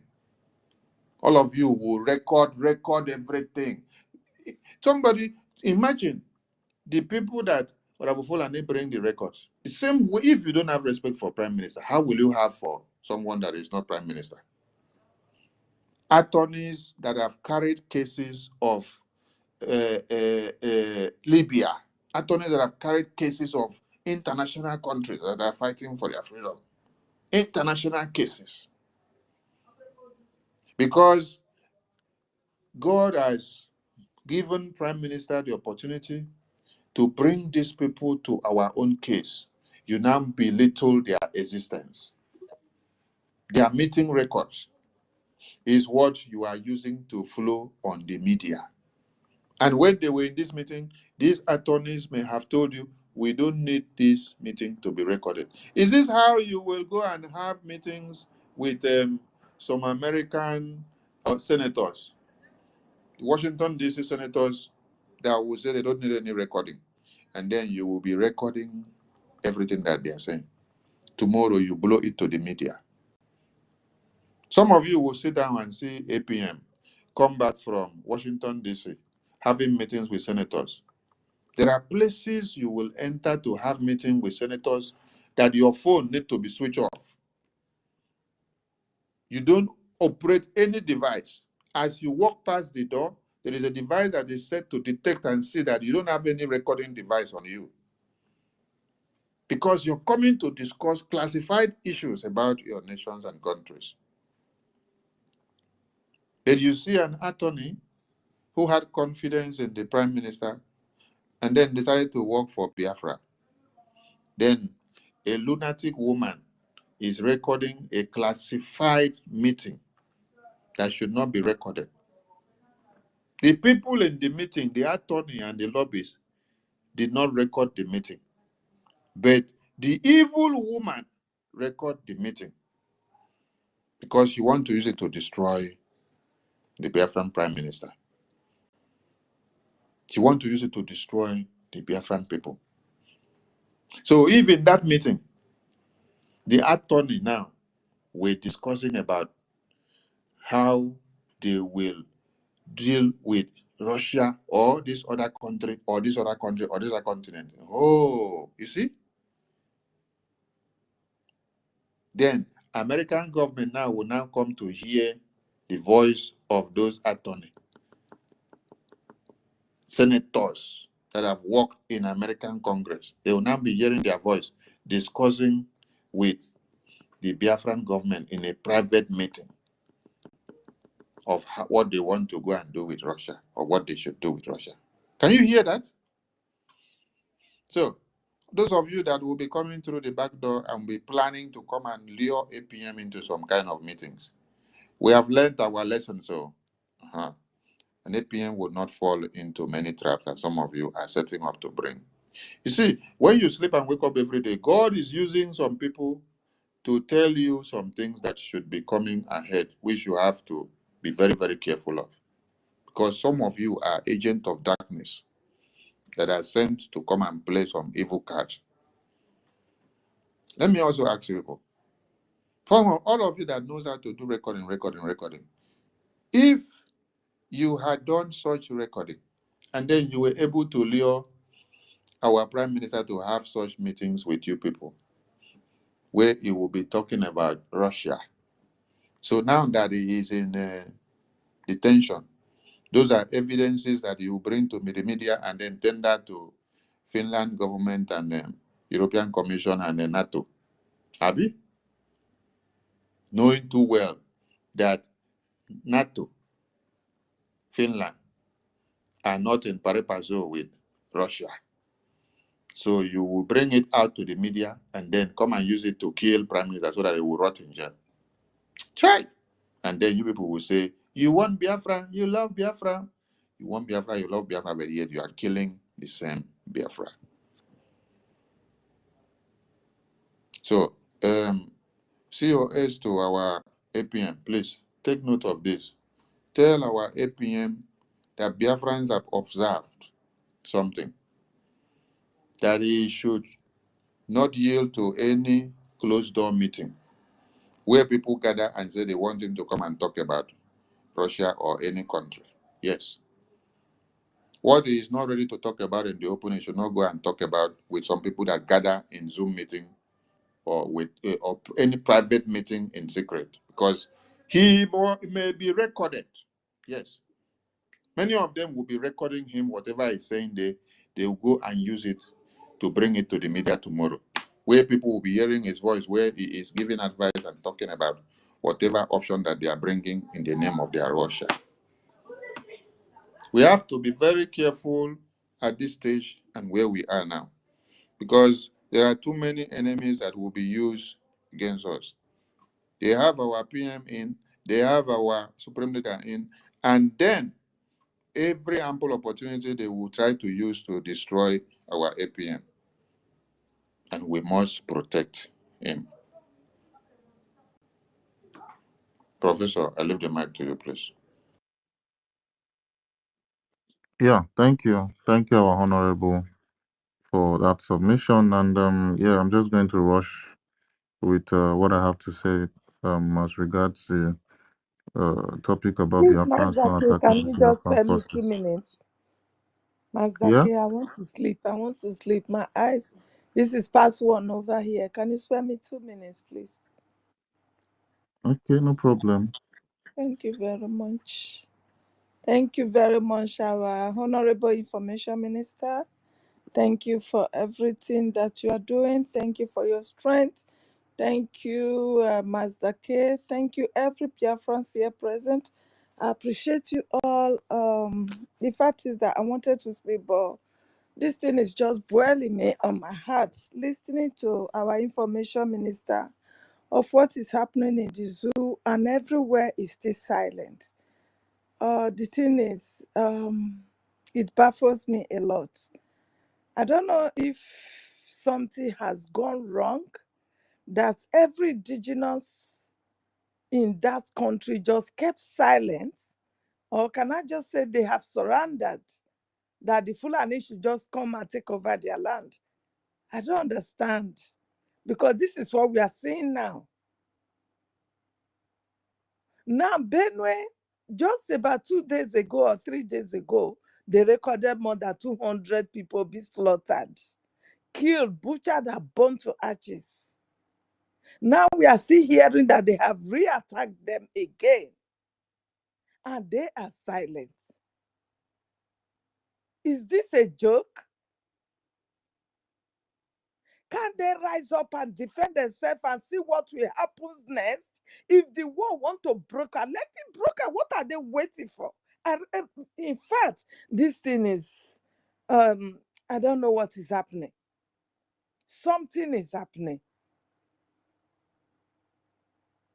Because a whole country, over 2 million people, you just allow foreigners. These are not even Nigerians. These are not the Fulanis born in Nigerians. These are foreign Fulanis that they open door for to come and take over your land. And you are looking at them that the governors, they will come and save you or what?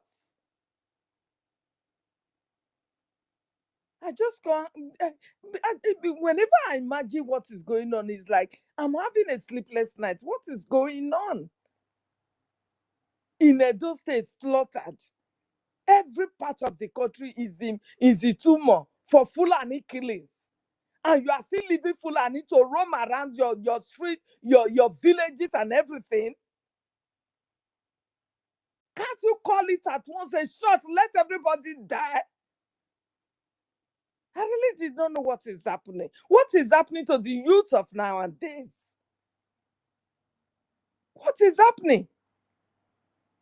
To what extent will somebody just come and intimidate you in your own land and go scot-free because you are afraid of the government? That same government that cannot protect you. Can't you all fall out and let the whole world see how your government will come and slaughter every one of you at once? My goodness, please. I just want to, I don't know. Thank you very much. I yield my mind, please. Let me go to sleep. Thank you. Yeah, thank you. Thank you, our lovely sister Helen. But I just wanted to say something concerning what you said. What you're using to hold Nigerians down and people in that indigenous people in that Nigerian contraption is psychological warfare. When you see on the news that if you talk about what is going on, they get you arrested. And if you want to take it upon yourself to defend yourself and people around you, they just put you into the Kirikiri prison or some other prisons around there. That this is what they use on everyone, and this is This what they is call called for a revolution now. Nigerians should exactly, wake up. They should exactly, wake up. This is called for a revolution. Your life is in jeopardy. They want to kill every one of you and bring in foreigners to take over your land, knowing very well that the country has expired since 2014. And anybody that succeeded in conquering you by conquest, they own the land. If you don't want to know what is happening to you now, know it now. What is wrong with you people? Oh, goodness me. I exactly, just pity my generation. Thank you. exactly. I don't know. Sometimes I just feel like they need orientation, but it's almost getting too late for this orientation to be passed, down to their understanding, down to their head, so that they are going to understand what's going on. That this is the reason why I gave a suggestion on them investing in media. I gave a suggestion on them making, first-hand information available to people around them. If they can do this, I promise them that that terrorist state, it is going to reduce. The reason why the attacks that are supposed to happen in Biafra land are not happening in Biafra land is because our Biafra Defense Forces are doing the needful, and we on the media are doing everything to bring out information. All of what we are doing on this media is getting internationally. We are literally keeping evidence so that whenever we are called to international criminal international court to post our grievances, to put our um evidences about what is happening, what we are talking about, we can reach out.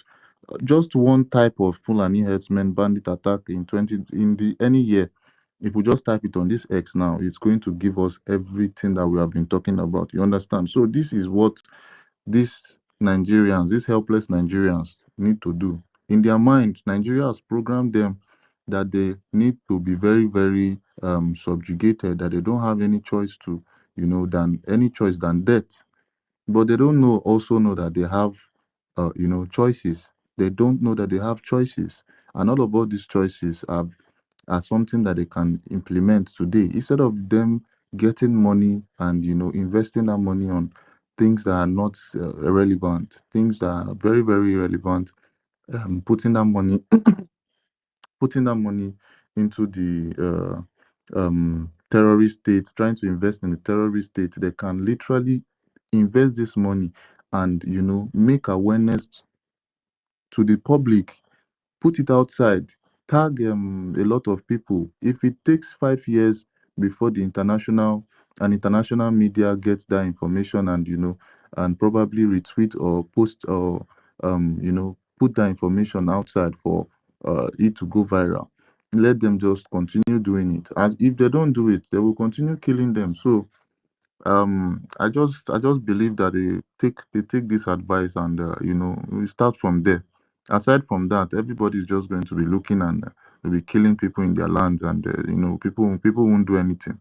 They will keep fleeing their land, and they will just be left with no solution. So yeah, let me just go finish up with what I was saying under 2 minutes. So I moved the mic to the speakers. So I was talking about the reasons why Biafrans shouldn't attack our Biafran defense forces. So I said I was talking about foreign allies, them backing off from supporting us.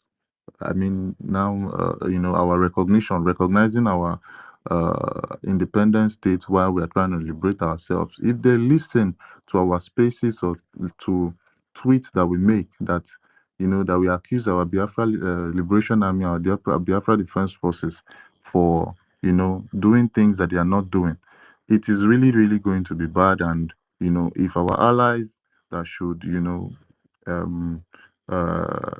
have an alliance with us to, do one or two things about our recognition. If they listen to us, they might just back off and just watch us while all the chaos continue.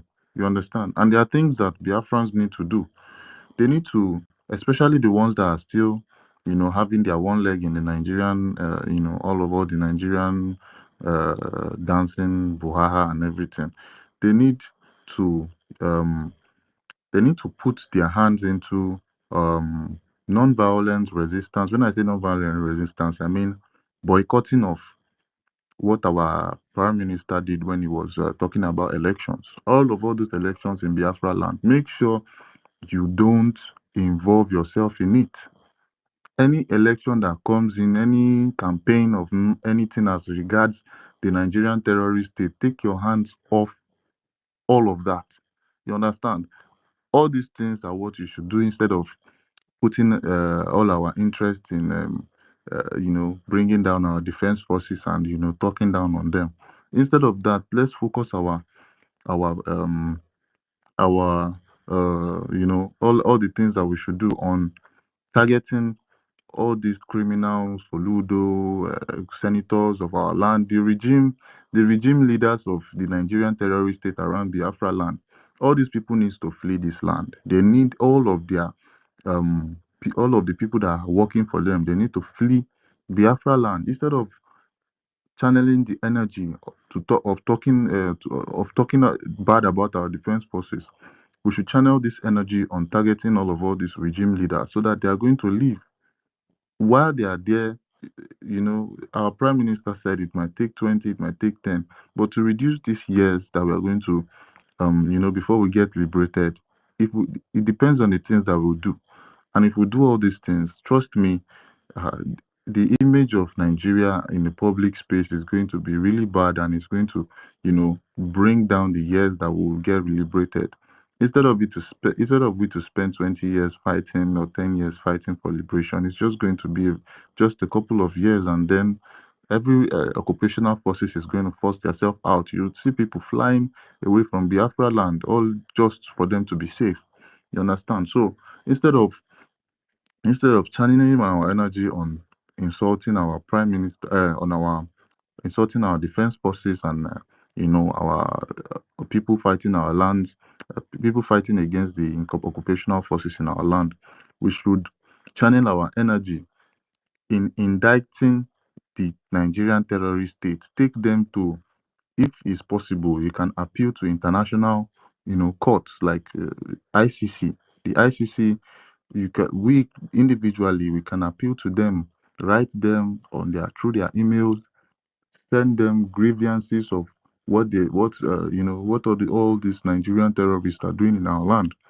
All these things are what we should do.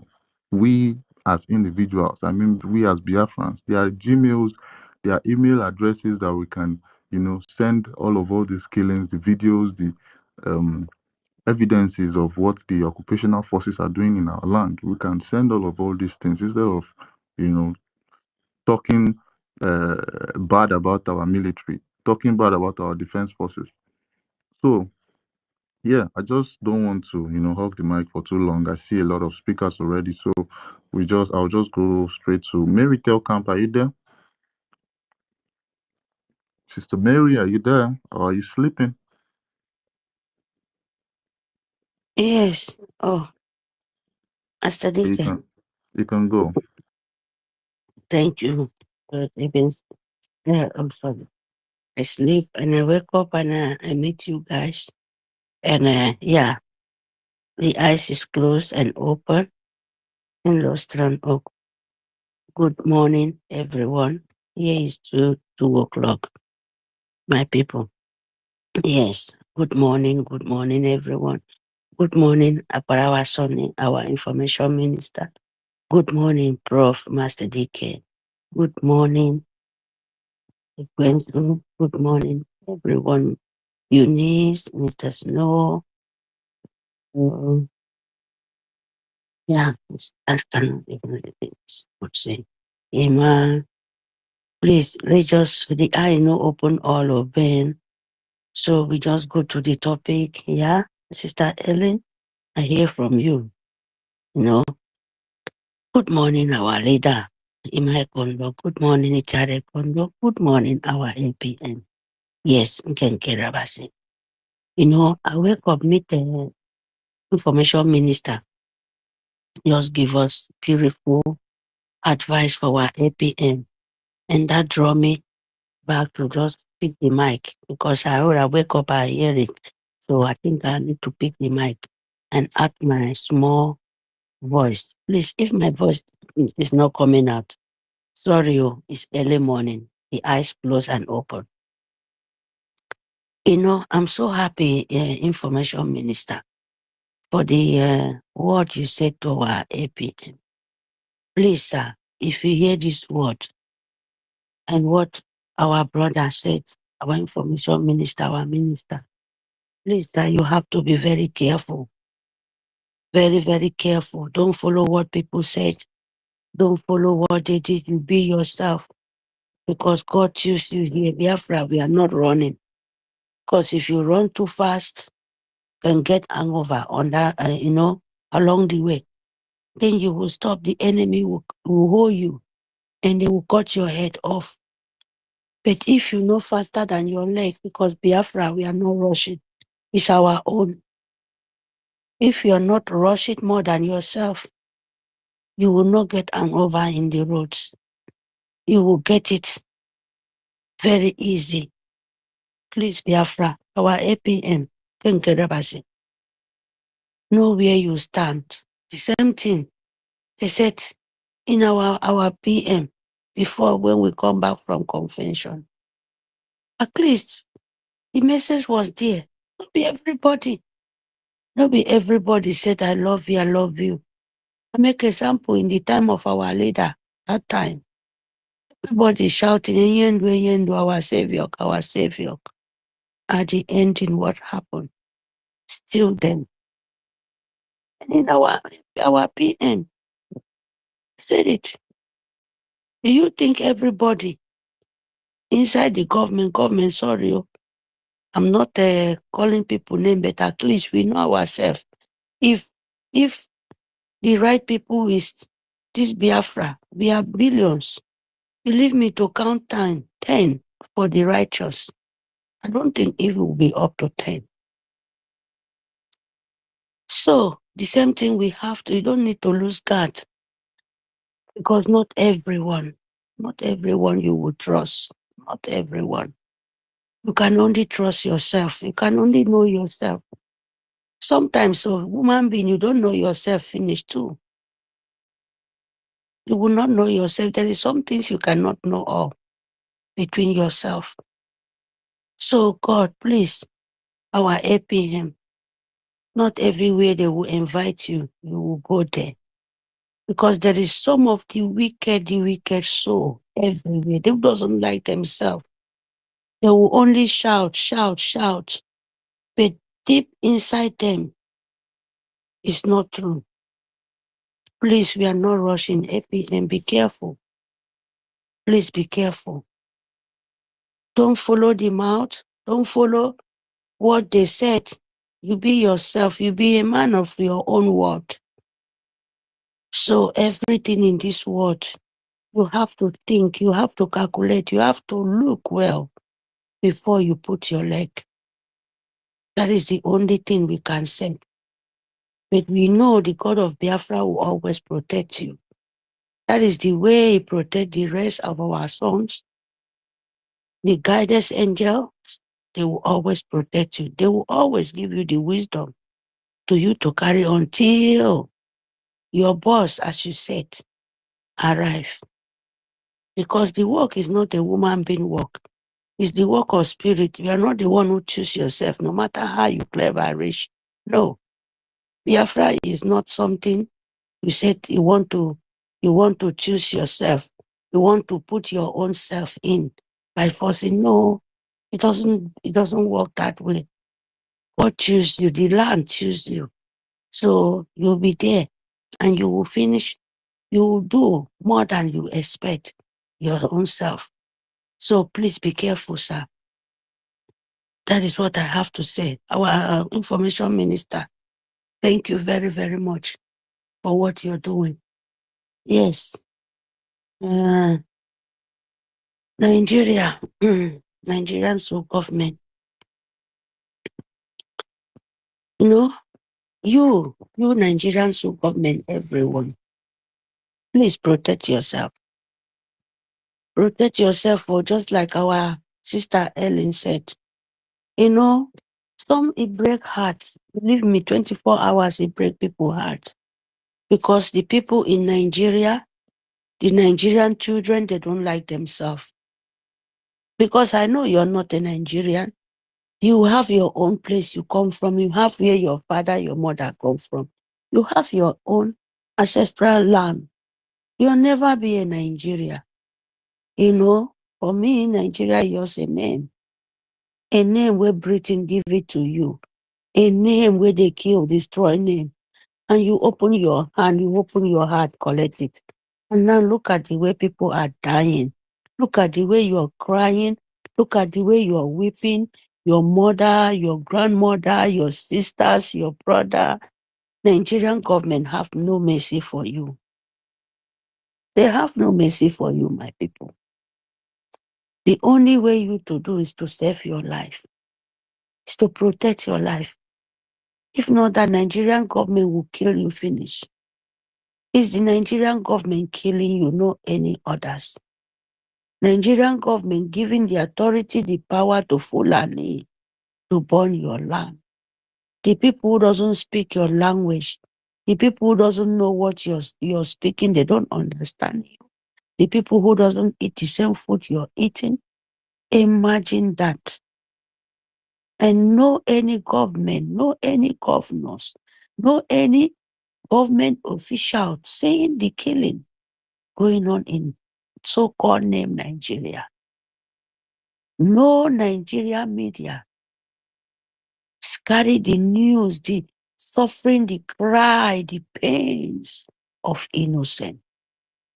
Nigeria doesn't do that.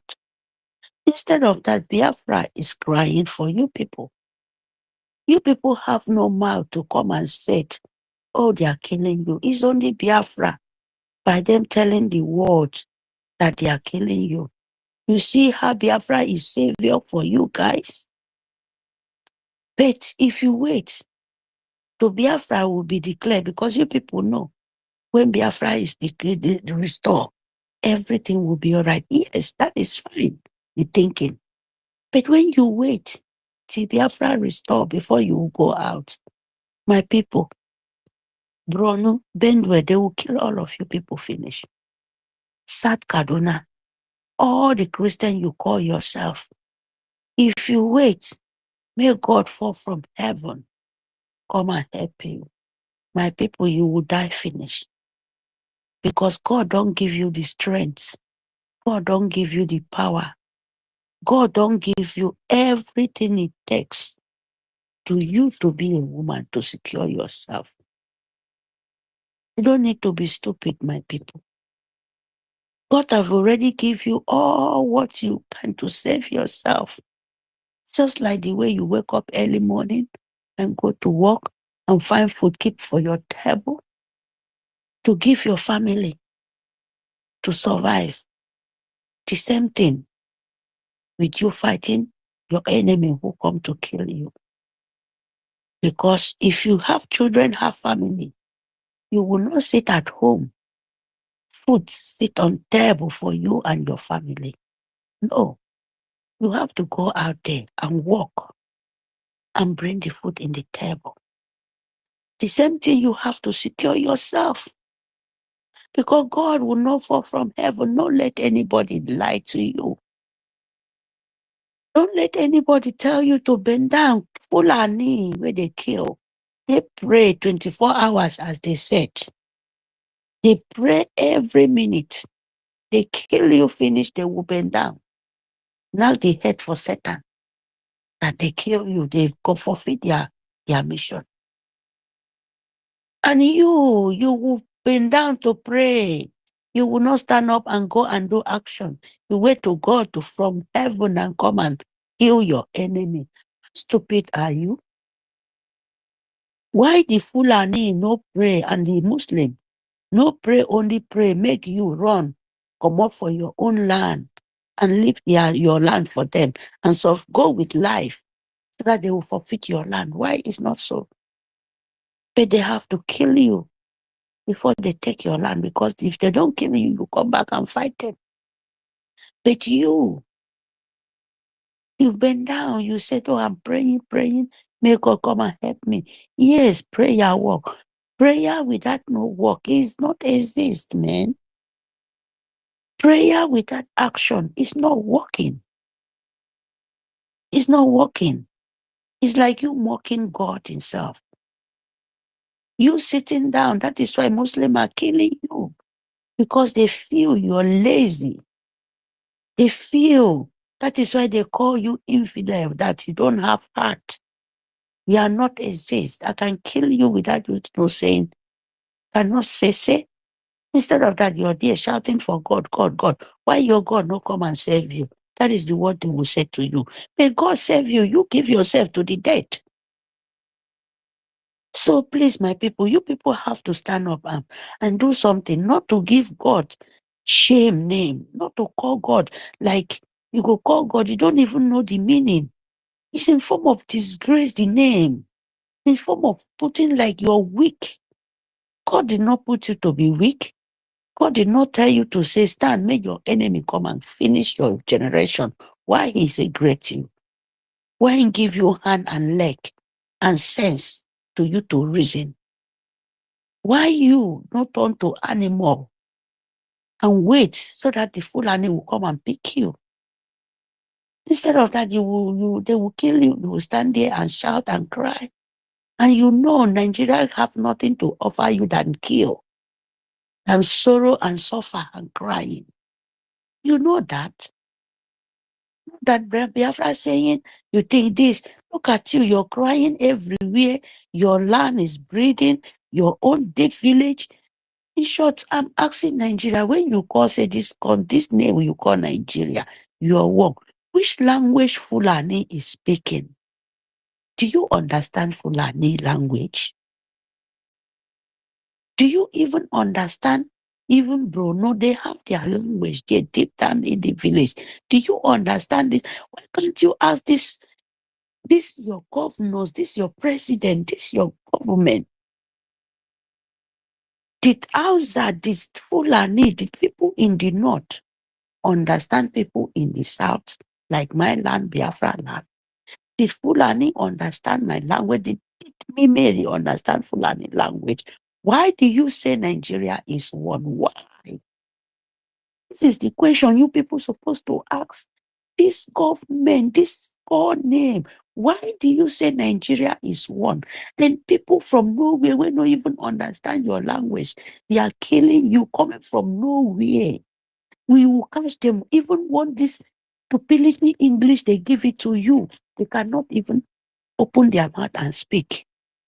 But that is the people killing you. And that is the people they want to bind you and tie you as one. It's the same people your government sending to come and kill you. They will hold you, you will speak, they will not understand. And they will tell you a large and I send them. And you will catch them with your hand. Why? Nigerian people, why? Why? Can't you ask yourself? I beg. I won't go sleep. I beg. Please let me speak. I need to rush. Please. So my people, you have to do something. Without you doing something, they will kill all of you people finish. Without you stand up and fight, without you stand up and face Fulani, believe me, you will finish. But not Biafra, but Biafra, we are on the state to restore our land. But how are we going to do that? Please fund your connection. Fund your own life. Fund your vibration. Fund your restoration. Fund it. Because without you not fund it, there is nothing for us. It's why Musa is crying. It's why Nigerian government is crying. You have no other place to go than Biafra. That is the truth. So please, our defense is very, very important. Nigerian government, be careful. Be careful. Because if you come to our land, you will not go back. Biafra land will swallow you. If our liberation soldiers no see you, believe me, the land will see you. You can't escape this time around. Biafra land is ready for you. The people in Biafra land, they are ready for you. The spirit of the land is ready for you guys. That is mine. Because I'm not ready to force Gary put in your mouth. When he hang you, I don't know how to press your neck out. You, where you know your life is with you, you must stand up and do something. Nobody will help you. Only you can help yourself. Your coordination of Biafran people is important. We fighting for ourselves, you must stand up and fight for your own too. Because it will take time. Where Biafra declare, we restore. It take time. We need to secure our border. So you will not wait for Biafra to come and save you. As the way we save ourselves, you have to do it the same thing. That is the only advice I can give it to you. Stand up and fight. As they said, revolution, make it start. You Nigeria. If all of you people stop looking for bag of rice, stop looking for bag of tomato, stop looking for bag of Indomie, because when you start now, you see the way they kill you, they keep you as hungry. There is taketo. Because when you cry, see one come out, then go open one warehouse for you to run like frog and kill. Where they go back the Indomie now, so thousands they die too. They will set trap for you. So you better stand up. Better stand up and start what you know how to do it. Thank you very much. I made my mind.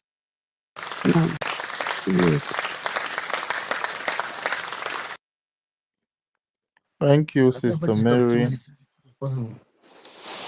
Yeah, thank you so much, Sister Mary, for that submission. Who just spoke now, please? Yeah, I was watchable. Okay. Nami.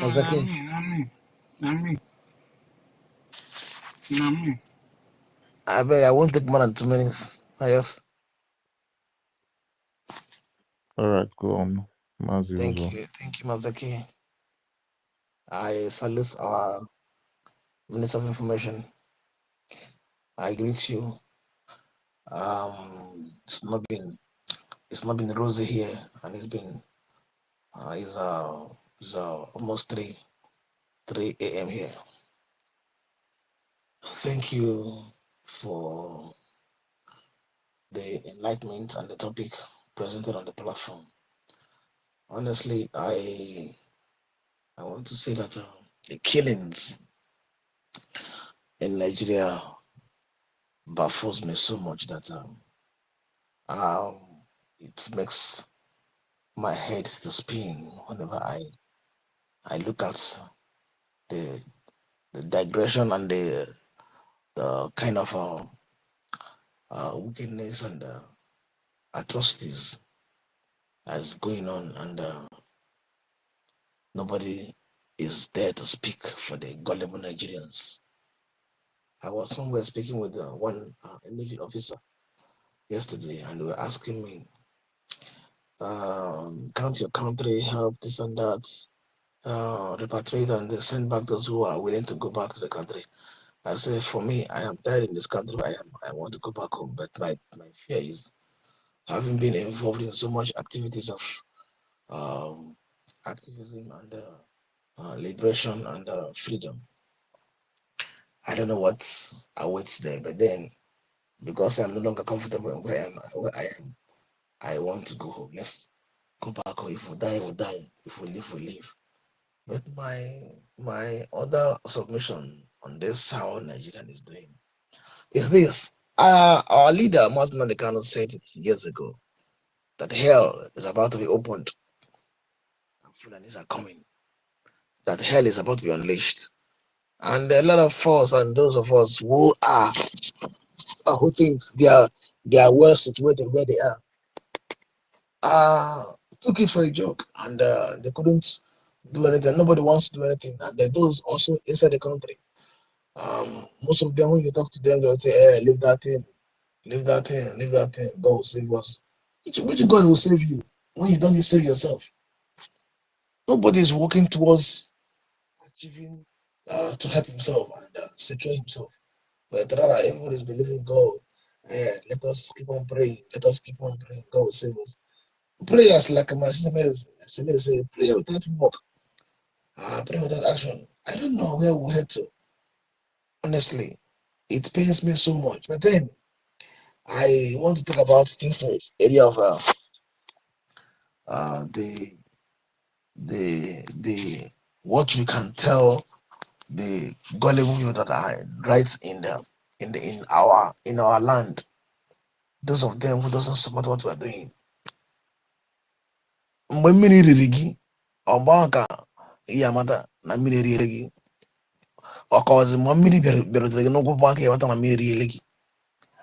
And I want to also tell our Biafrans and our people back home, please don't be a partisan or a party to those who are trying to run down our defense by putting yourself or involving yourself in one way or the other, one caricature, one cajoling of our defense, once speaking from the annals, those of them who are speaking from the annals against the defense and against our defense system, those of them who are caricaturizing our defense system, and those of them who are creating a kind of negative criticisms, creating a counter actions, and trying to pirate our defense system by one way or the other, whether by Nigerianizing and being politicizing, or being sent by politicians one way or the other to attack the defense system. I want to plead with those of them who are gullible, that doesn't know where they're left and right in the system, especially in Biafra land. Don't be part of those who wants to kill you. Don't be part of those who wants to destroy our defense system. Maybe by culturizing or acculturizing, or by those segregation and segments and criticisms that are not constructive, I don't know how long came by Yamata Ife. When would they learn? When would they learn? Until Fulani Abia could take the mulo. Asna, I was about Dagoka. It has been long during the 1960 something when this statement was made. I was Abagoka. And they not only that was Abagoka, no longer now, no longer now was Abagoka. Now Fulani Abago Enugu. Fulani was in Bendel. Fulani knows nowhere. Fulani knows Lambert. Fulani knows all over the places. In 1870 now, in 1870 now, Fulani knows about on everywhere. I wonder where is safe. I keep wondering where is safe. You keep on hearing, this people was kidnapped here, this was butchered here. And I was looking at the other day there on the social media. Kuku, where they look at that, those security system who rescued those who were kidnapped. And those who were also enforcing this kidnapping and also supporting this kidnapping are also members of the same village from Kuku, from Owerri, from the same village. I was watching that video. It was not less than 3 or 4 of them that from the same village who are supporting, who are aiding and abetting this wickedness. It just to alleviate hunger. When will our people learn? When will our people learn? It bothers me so much. Fulani is all over the whole situation, all over the whole country, all over the whole states. And yet, those of them who are being used to sabotage our defense, being used to sabotage what our defense system is doing, I pity for them. In fact, my honorable minister, if you are still in the space, if I would suggest those of them who are adamant who are adamant and doesn't want to adhere to these warnings, if we lay hands on them, we should use them as a scapegoat and teach others lesson. We shouldn't spare them because they are spoiling the things for us. And they are making things growing worse, one step forward, 10 steps backward, just like what they did to Mazda they can, and just like what they did to our PM. If we can identify them, we don't give them space. We make sure we treat their fuck up and put them where they belong and where they should be. This is one of my candid advice, honestly, because it's making the things to delay, making our road to freedom to get delayed. And on the other side of the Nigerian, how they are doing, I don't know when uh, when Please let me make my Benue submission. and I need to go. sorry, Dada. Oh, okay. I don't know when they will learn. But my problem now is it is becoming late for them to enforce bring in a force that will counter what Fulani is doing in Benue because it's already getting late for them to come to the media and for them to come to the activation of force that will counter what they are doing. It's getting late, and then now people are dying. They are getting finished. How many more is left? And where are they going to reinforce and come back to the platform where they will launch an attack against what Fulani is doing? It is getting late. And what this man did during the Biafran war, he's now facing him. He's now reaping the repercussion, coming to his face.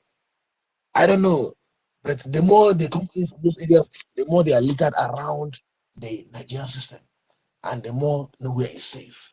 My brethren, I would like to submit, please, everybody should be cognitive of your environment. Be cognitive, be recognition, be conscious of your environment, and know when you are insecure and pass this information to others. Let everybody be security conscious and help us to build this defense system which we are building, and don't sabotage it. And those who are sabotaging it should be treated with caution. And those who are doing it should be treated with the same measurement they have measured against the defense system so that they will learn their lesson. Thank you. God bless you, sir.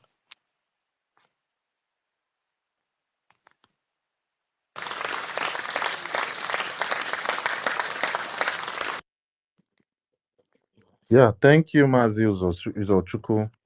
Thank you so much for your submission. I'm going to move quickly to Chukwumeze. Chukwumeze, you have the mic quickly.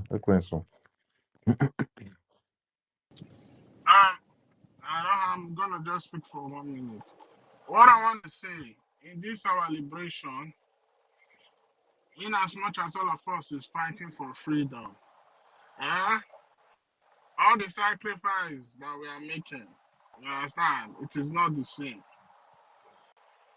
And there are certain people that the Most High prepare for a time like this, for them to occupy certain position. And when you are given that type of assignment, it is a burden. And to all those people who think they want to talk, or because they have their mouth and they can talk, they will just be talking. There are things in this struggle you cannot talk against. Once you talk against it, you will be cursed. And if you are cursed, you will suffer. And it will go on to your children, and your children will have to ask questions, why are they suffering? Then they will find out it's this nonsense that their forefathers or whoever said. Number one, you have no right to speak against the PM. He sacrificed everything. Another person you have no right to speak against is our Onyendu, our supreme leader. Another person you have no right to speak against. You see the men defending the territories of Biafra, the men and women. That's the ultimate sacrifice. You have no right to talk about against them. Because the sacrifice they are sacrificing, you cannot sacrifice that sacrifice. And if you can't do that, then why are you not with them in the bush, in the forest, defending the territories of Biafra? Another thing you cannot talk against. You see the structure, the vehicle that is taking us to where we are going, which is the BRGIE structure. You know, because you can talk, you think you just talk. When you talk against that thing, there's a cost coming with it. Because even our supreme leader said that we will create a government. It is on that same blueprint that our PM operated on that have gotten us to where we are today. And another person you cannot talk about, you understand? You can't talk against. You see our APM? The fact that he doesn't talk, a lot of people don't understand what he's going through. You were there when Success was saying what I was saying yesterday. You don't understand the position, the burdens and responsibility he's facing. And another people you shouldn't talk against. Every cabinet member that is genuine at heart, 100%. You don't downplay what they are doing. Because whatever they are doing is not easy. Genuine cabinet members, you dare not downplay what they are doing. I mean the genuine ones. And another people you cannot talk about, the innocent genuine Biafrans. You can't talk against them. That's why Nigeria will suffer and they will continue to suffer. They don't like us, they don't hate us. And they don't like us, they hate us. Nigeria hate Biafrans. They are jealous of Biafrans. So if you don't know that, get that in your thick score. And finally, the reason why Nigeria will suffer because at the end of the day, the rejected stone will become the cornerstone. They will end up running to us, begging us to come and free them. That's their punishment. You can see, if the forefathers of the Middle Belt knew that Nigeria would bring them this thing, they would not have done what they did to Biafrans between 1967 and 70. So this is just a food for thought. You see those ones that are sabotaging. And look at Ugo Idiot today. You can look at it in his face that is already suffering an affliction. So if you think that what we are doing is a joke, continue. After all, the Most High give you freedom of speech. So enjoy your freedom of speech. But whatever you do without your speech, Be ready to reap the fruit of the speech in due time. So that's all I just have to say. Thank you.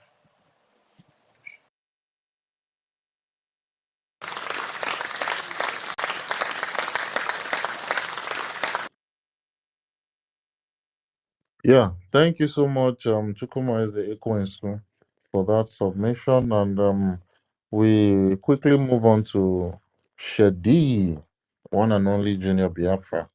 Shadi, if you're there and you're not, you're beside your device, please unmute yourself and you have the floor. Thank you. Uh, good morning from here. Good morning, Biafra. Good evening, good afternoon, depending your location. Our information minister, good morning, sir. Our prophet engineer, Mazake, I greet you for here. Long time. My brother have already spoke my mind. Chukwumeze. Just, I don't want to take much time. I pick up the mic because of my big sister, Sister Helly. I wanted to tell her that she should not be pitying for anything that is happening to Nigeria. For me, I don't feel any pity from them. You are pitying for them like this now. People don't know that the word our supreme leader said, people were taking it as a joke. It's coming to pass. I must surely come to pass. Say Nigeria is going to worse than Somalia. It's going to happen. If we are just pitying for the thing, oh, this thing, it will never stop. These terrorists will continue coming to Nigeria, killing them until it will never stop. Because the more they are doing that, the more our freedom is getting near. You understand? The prophet must come to pass. And we will surely get our Biafra. You understand? That's why I don't feel any pity for them. Even what is going on in Benue, I don't feel any pity for them because them, they have opened their border, opened their place. Even all those ones they are killing there, their brothers and their fathers and their uncles, they are joining Nigeria terrorist military and they are moving them to our place, to Biafra land, to be killing the innocent people. And what do you expect? And God is going to open their own border so that terrorists will enter their land and kill their own people there. That is it. And no matter how we speak and talk, we will not stop. The prophet must surely fulfill no matter what. That's why I'm just keeping quiet, just be watching. This Biafra, even you, me, we can never stop it. It will come. But it's going to be tough.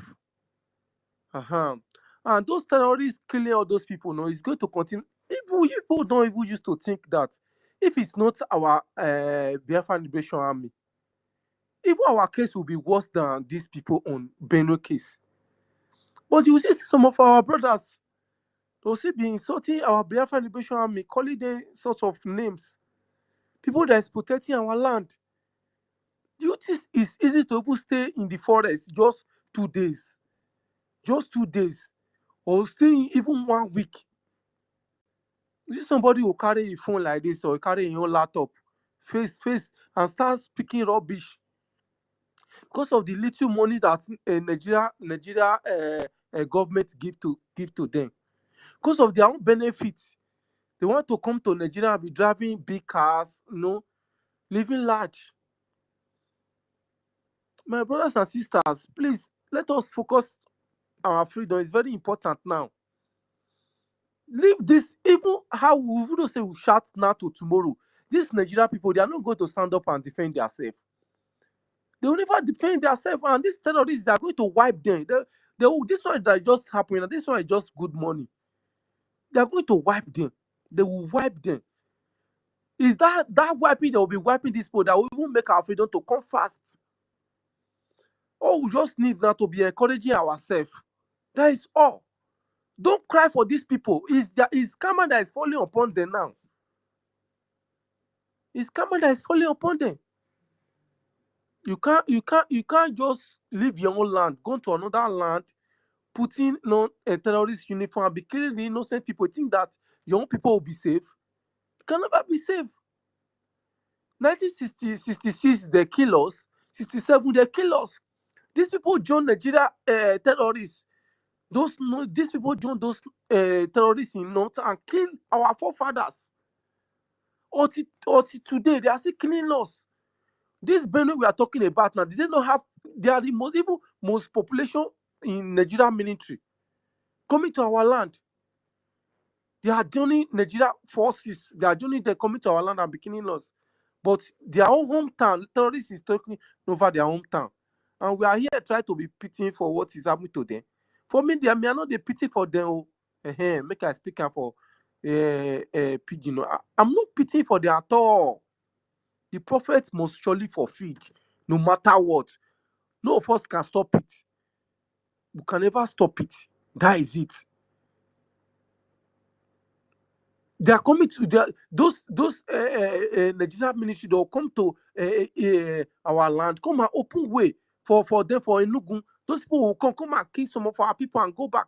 Do you think it's not, if it's not this Nigeria terrorist army, these people will not even cross that border, that Benue border, and enter our territory? It's Nigerian military that is drawing them in that place. Abi, you people don't know, and Abi, make us see the explain again. Why are you feeling so remorse to these people? Me no dey pity them. I no dey pity them at all. Do you think that this Benue, they don't have people in diaspora? They don't have those rich men. They don't have them in media here. They are there. They just keep quiet. Or to come and call us terrorists. Oh, you Biafra, you are terrorists. Nnamdi Kanu is terrorist. Samuel Ekpa is a terrorist. That is only what they can do. After that, no, the next thing, you see terrorists, you see come to their land, wipe their people off. Please, this time around, we need to focus on ourselves. Let's focus on ourselves. Let's know our own problem right now. Those enemy we have within ourselves, now that is people we're supposed to face. Those one Nigeria Biafra that is always trying to be drawing us backward. That is people we're supposed to face. Forget about those things that is happening for North, from Benue. Forget about it. The prophets of our leader must surely fulfill, and it's already happening. Why are we not so looking like say we are surprised for what is happening now? This thing that just happened for Benue now, too, this one just say they are coming to wipe them. They will wipe the evil people who never have mouth to talk. They will run, all of them, both those ones that are staying in the town, they will run away from that land. They will even be looking for even to get refugees for our land safe, because they're not going to see chance. Because these people like this now, so like I dislike these people. They will be seeing something that is happening in their own eye like this now, so they will leave what is pursuing them and be pursuing the innocent people that are trying to survive. What will do these people? What will do them? We know they come up for our land, go they take over their land. We did for our own land to just safeguard our own land, our old brothers and our old mothers and fathers. But these people say no. They will be sending ammo tank to our land. Can't you people ask yourself, those ammo tanks they normally send to our land, sent to Okigwe, sent to Imo State, why are they not sending all those ammo tanks to Benue? They know what they are doing. They know that we are the people that is even making them to be doing it, just go and kill 100 people. If it's not we, they always come to media and shout before the rest will not come outside, those one Nigerians. They will wipe them just 1 week. They will wipe everybody in that land. No, they will not do anything. I beg, let me just, it's because of Sister Helen was just coming here to come and be, no, don't do that. Don't do that. This is not time to be feeling any pity for all these people. Don't do that. I beg. I know that you are a woman or a normal here, you feel something, but these people, no, they have dealt with us for a long time. All these people from middle belt, those middle belts. I know they pity for them. I know they pity for them for what they happen to them. Because now they draw the rain where they beat, and the rain will continue to repeat until we get our freedom. That is it. Thank you, everybody, and I appreciate you, Mazaki. I just, for a long time now, I don't like to just, because I'm just keeping quiet, because seeing these are people like this, nothing is going on for north, maybe they are killing people there. You'll be no. You can even we can post it, we can post it as they are killing them there. You can post it, you can share it. But for us to be pitying for the telling them to stand up and rise up and defend themselves, they will never rise up and defend themselves. It's a cost to them. It's command that is before these people. I don't know, they know. It's a cost. They can never rise. They can never rise and speak. They can never defend themselves. It no go fit happen until we Biafrans will leave that land before they will get peace. If we never leave these people, they will never have peace because they are among the evil hands that is holding us in that terrorist country, country that nobody can be proud of it. Nothing good they come out for that place. Anytime you see somebody try to defend himself, fight for himself like this, now so people come against that person. So just after this thing just happened now, so you see now media is quiet. Can't you ask yourself why media is quiet by this time? They'll just come and talk just 1 or 2 days. Everybody, if you go to Benin, are they not doing business? If you go to Benin, they are doing business, doing everything, but we have been doing sit at home since how many years now? Can't they do sit at home in that place? So that those governments will be feeling the heat. But we are here suffering and we still going to be no. No. So all mine is on your own. Now, person will call me brother, and me, I will call brother. Me, I don't know those people. They don't know me, I don't know them. Now, we for here like this, now I know. I don't know those people. But those things that is happening for Enugu, happen for Ebonyi State. How many of those people from Benue State will stand up, come and be talking for us? You know they.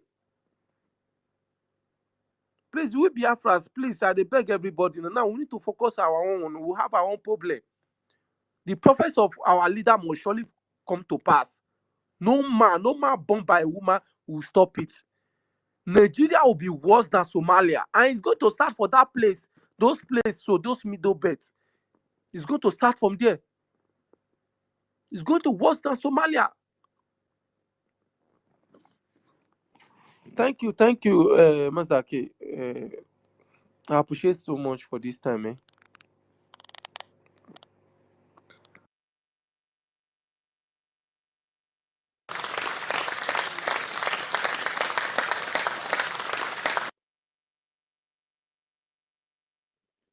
Thank you so much, our lovely brother, Shadi Junior Biafra. That was a very lovely submission from you. And quickly we go to Ferdinand. Ferdinand, are you there? Mr. Ferdinand Joseph. Are you there? Or have you slept? Yeah. Thank you. No, I'm here. I'm around. I'm All enjoying right, the you show. have the floor, brother. My brother. And God bless you all, Biafran. Kachileke goes on to tell you the house. Um, I have listened. I have listened and listened and listened. With due respect to all the speakers, there is something, a short thing I want to share concerning like some of us are opportune to stay sometimes ago within that area. You see, there is something that we need to understand. Like as my brother is saying, we shouldn't feel their pain. We shouldn't. You see, we are not morons. We are not killers. We are not animals. We are good people that have conscience, and that is why God have preserved us, and that is why God is still keeping us. We are alive today is not by our power, it's not all by our wisdom, it's because God have also been by our side.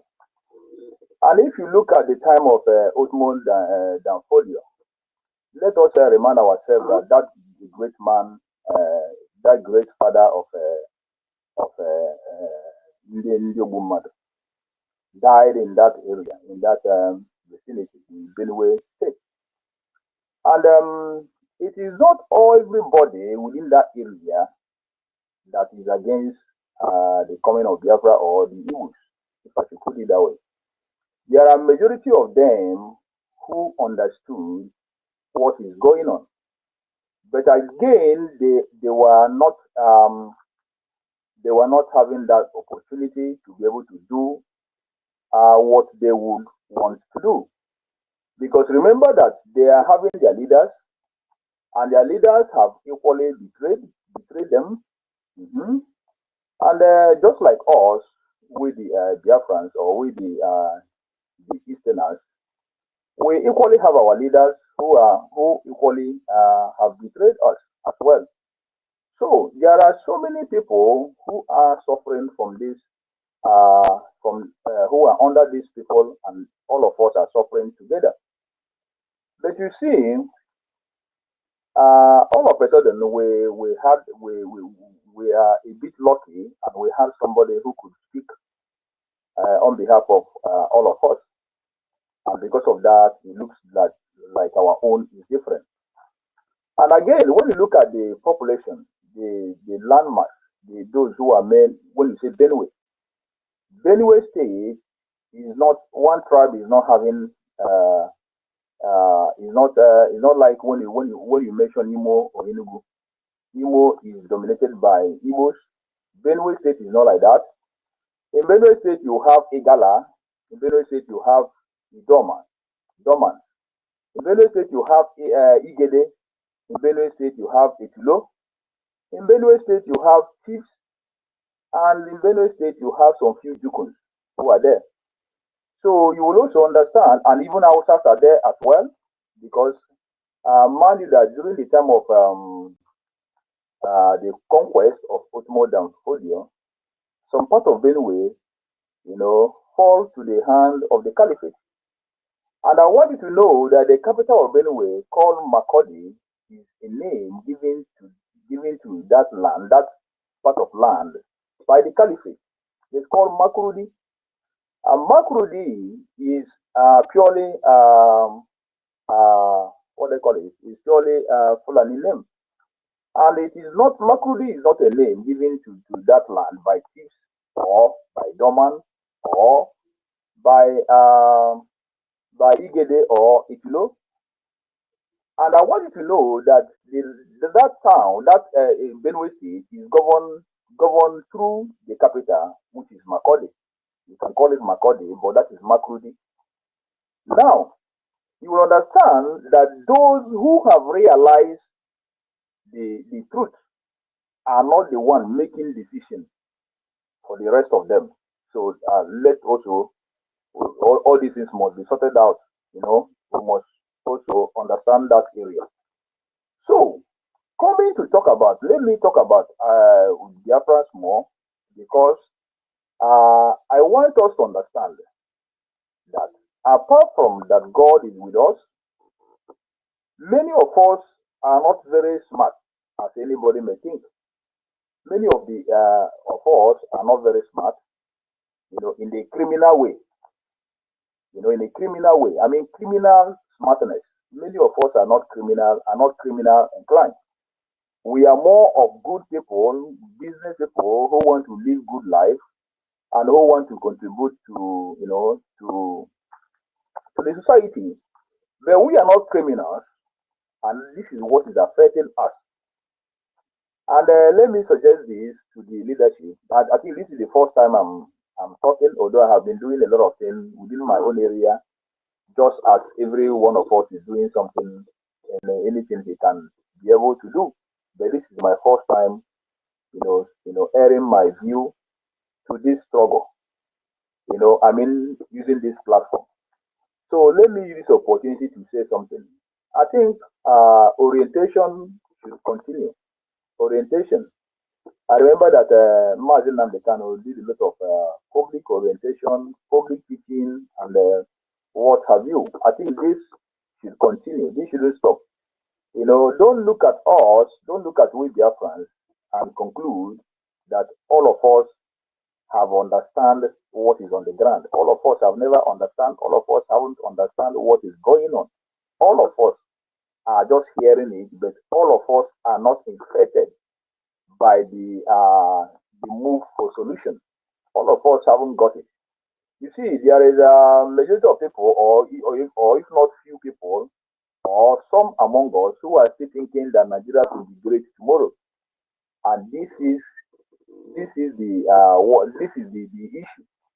When you go to the area within Benue State and Taraba State, and within the Middle Belt, within the what they call it, the Plateau, the Jos, the Nasarawa, and that area, Gombe, all those areas, there are still many people who are still thinking, who have been deceived to the extent that they are still thinking that this is just one of those things that happen to country, and peradventure one day, no, yeah, and this is the problem. This is the problem.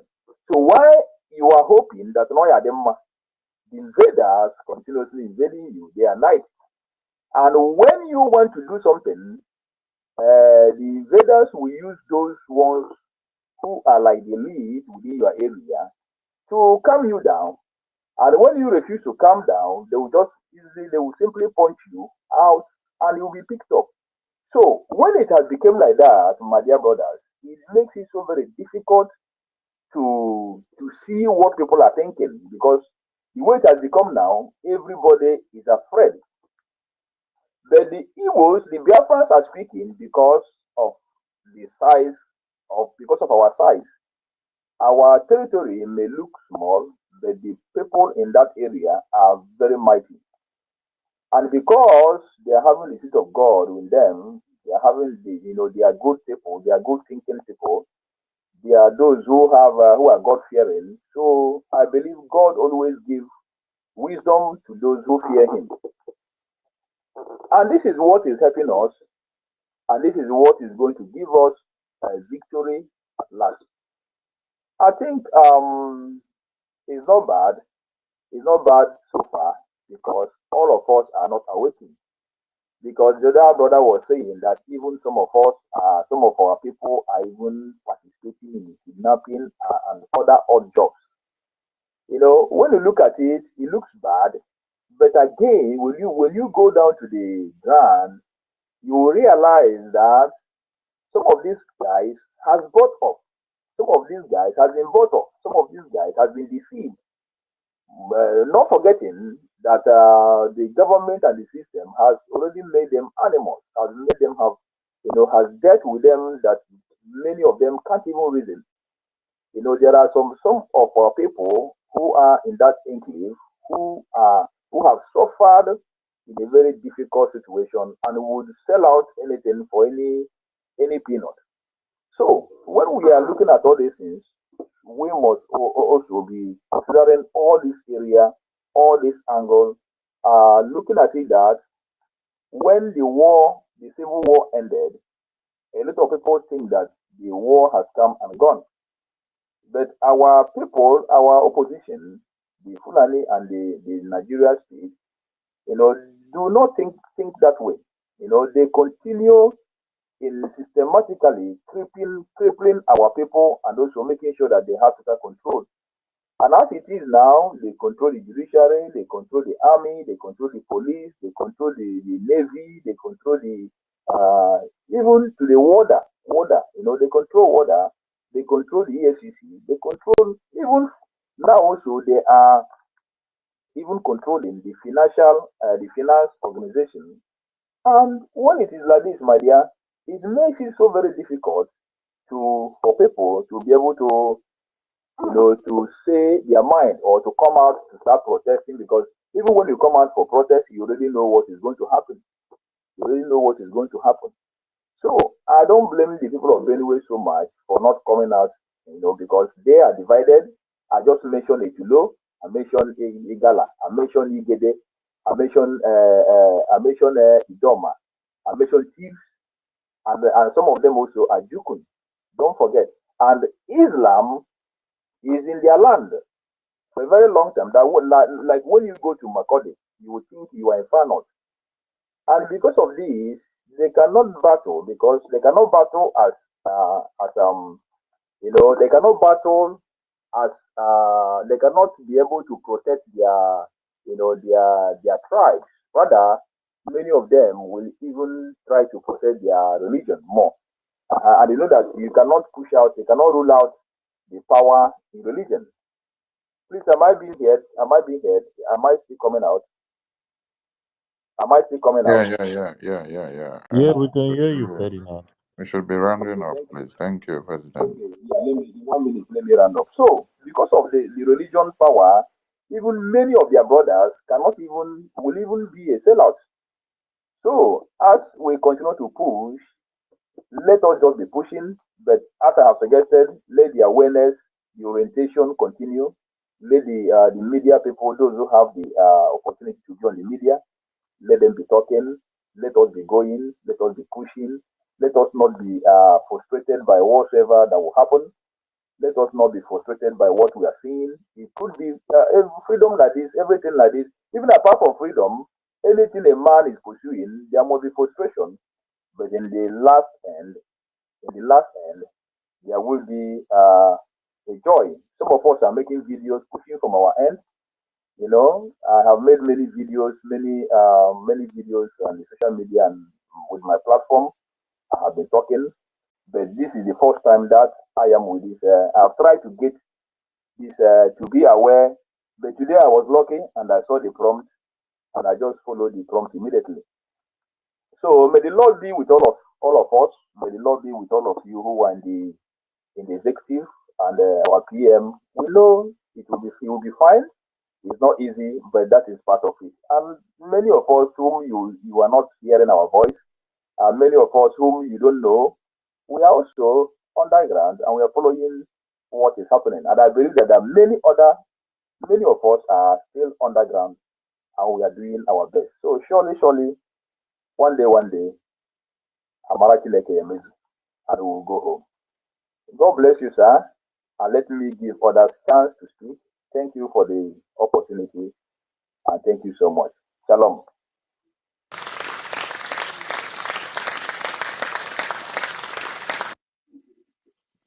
Yeah, thank you so much, Mazi Ferdinand, for that submission. And I just followed you now. Thank you so much for your for submission. And yeah, it won't be bad if you come frequently to come give us, some of what you have in your, what you just gave, like other submissions you might just have for the future. It would be really, really appreciative knowing that you're a Biafran and you know what all that has been going on. Like you said, you are working under the ground and you know quite a lot of things that has been going. So I encourage you to speak more on our spaces so we know you and yeah, we're just going to move from there. Thank you so much, Mazi. Honorable, I think what you said we should round up. So I just want to appreciate your friends for coming to the space and coming to listen to this evening sermon and teaching. So I appreciate you guys, and yeah, we're going to host a space tomorrow to continue. I believe everyone will be tired from from all we had today. So yeah, I just encourage everyone. We'll see you tomorrow, and thank you so much, Mazi Apara. Are you there? Honorable, who's that?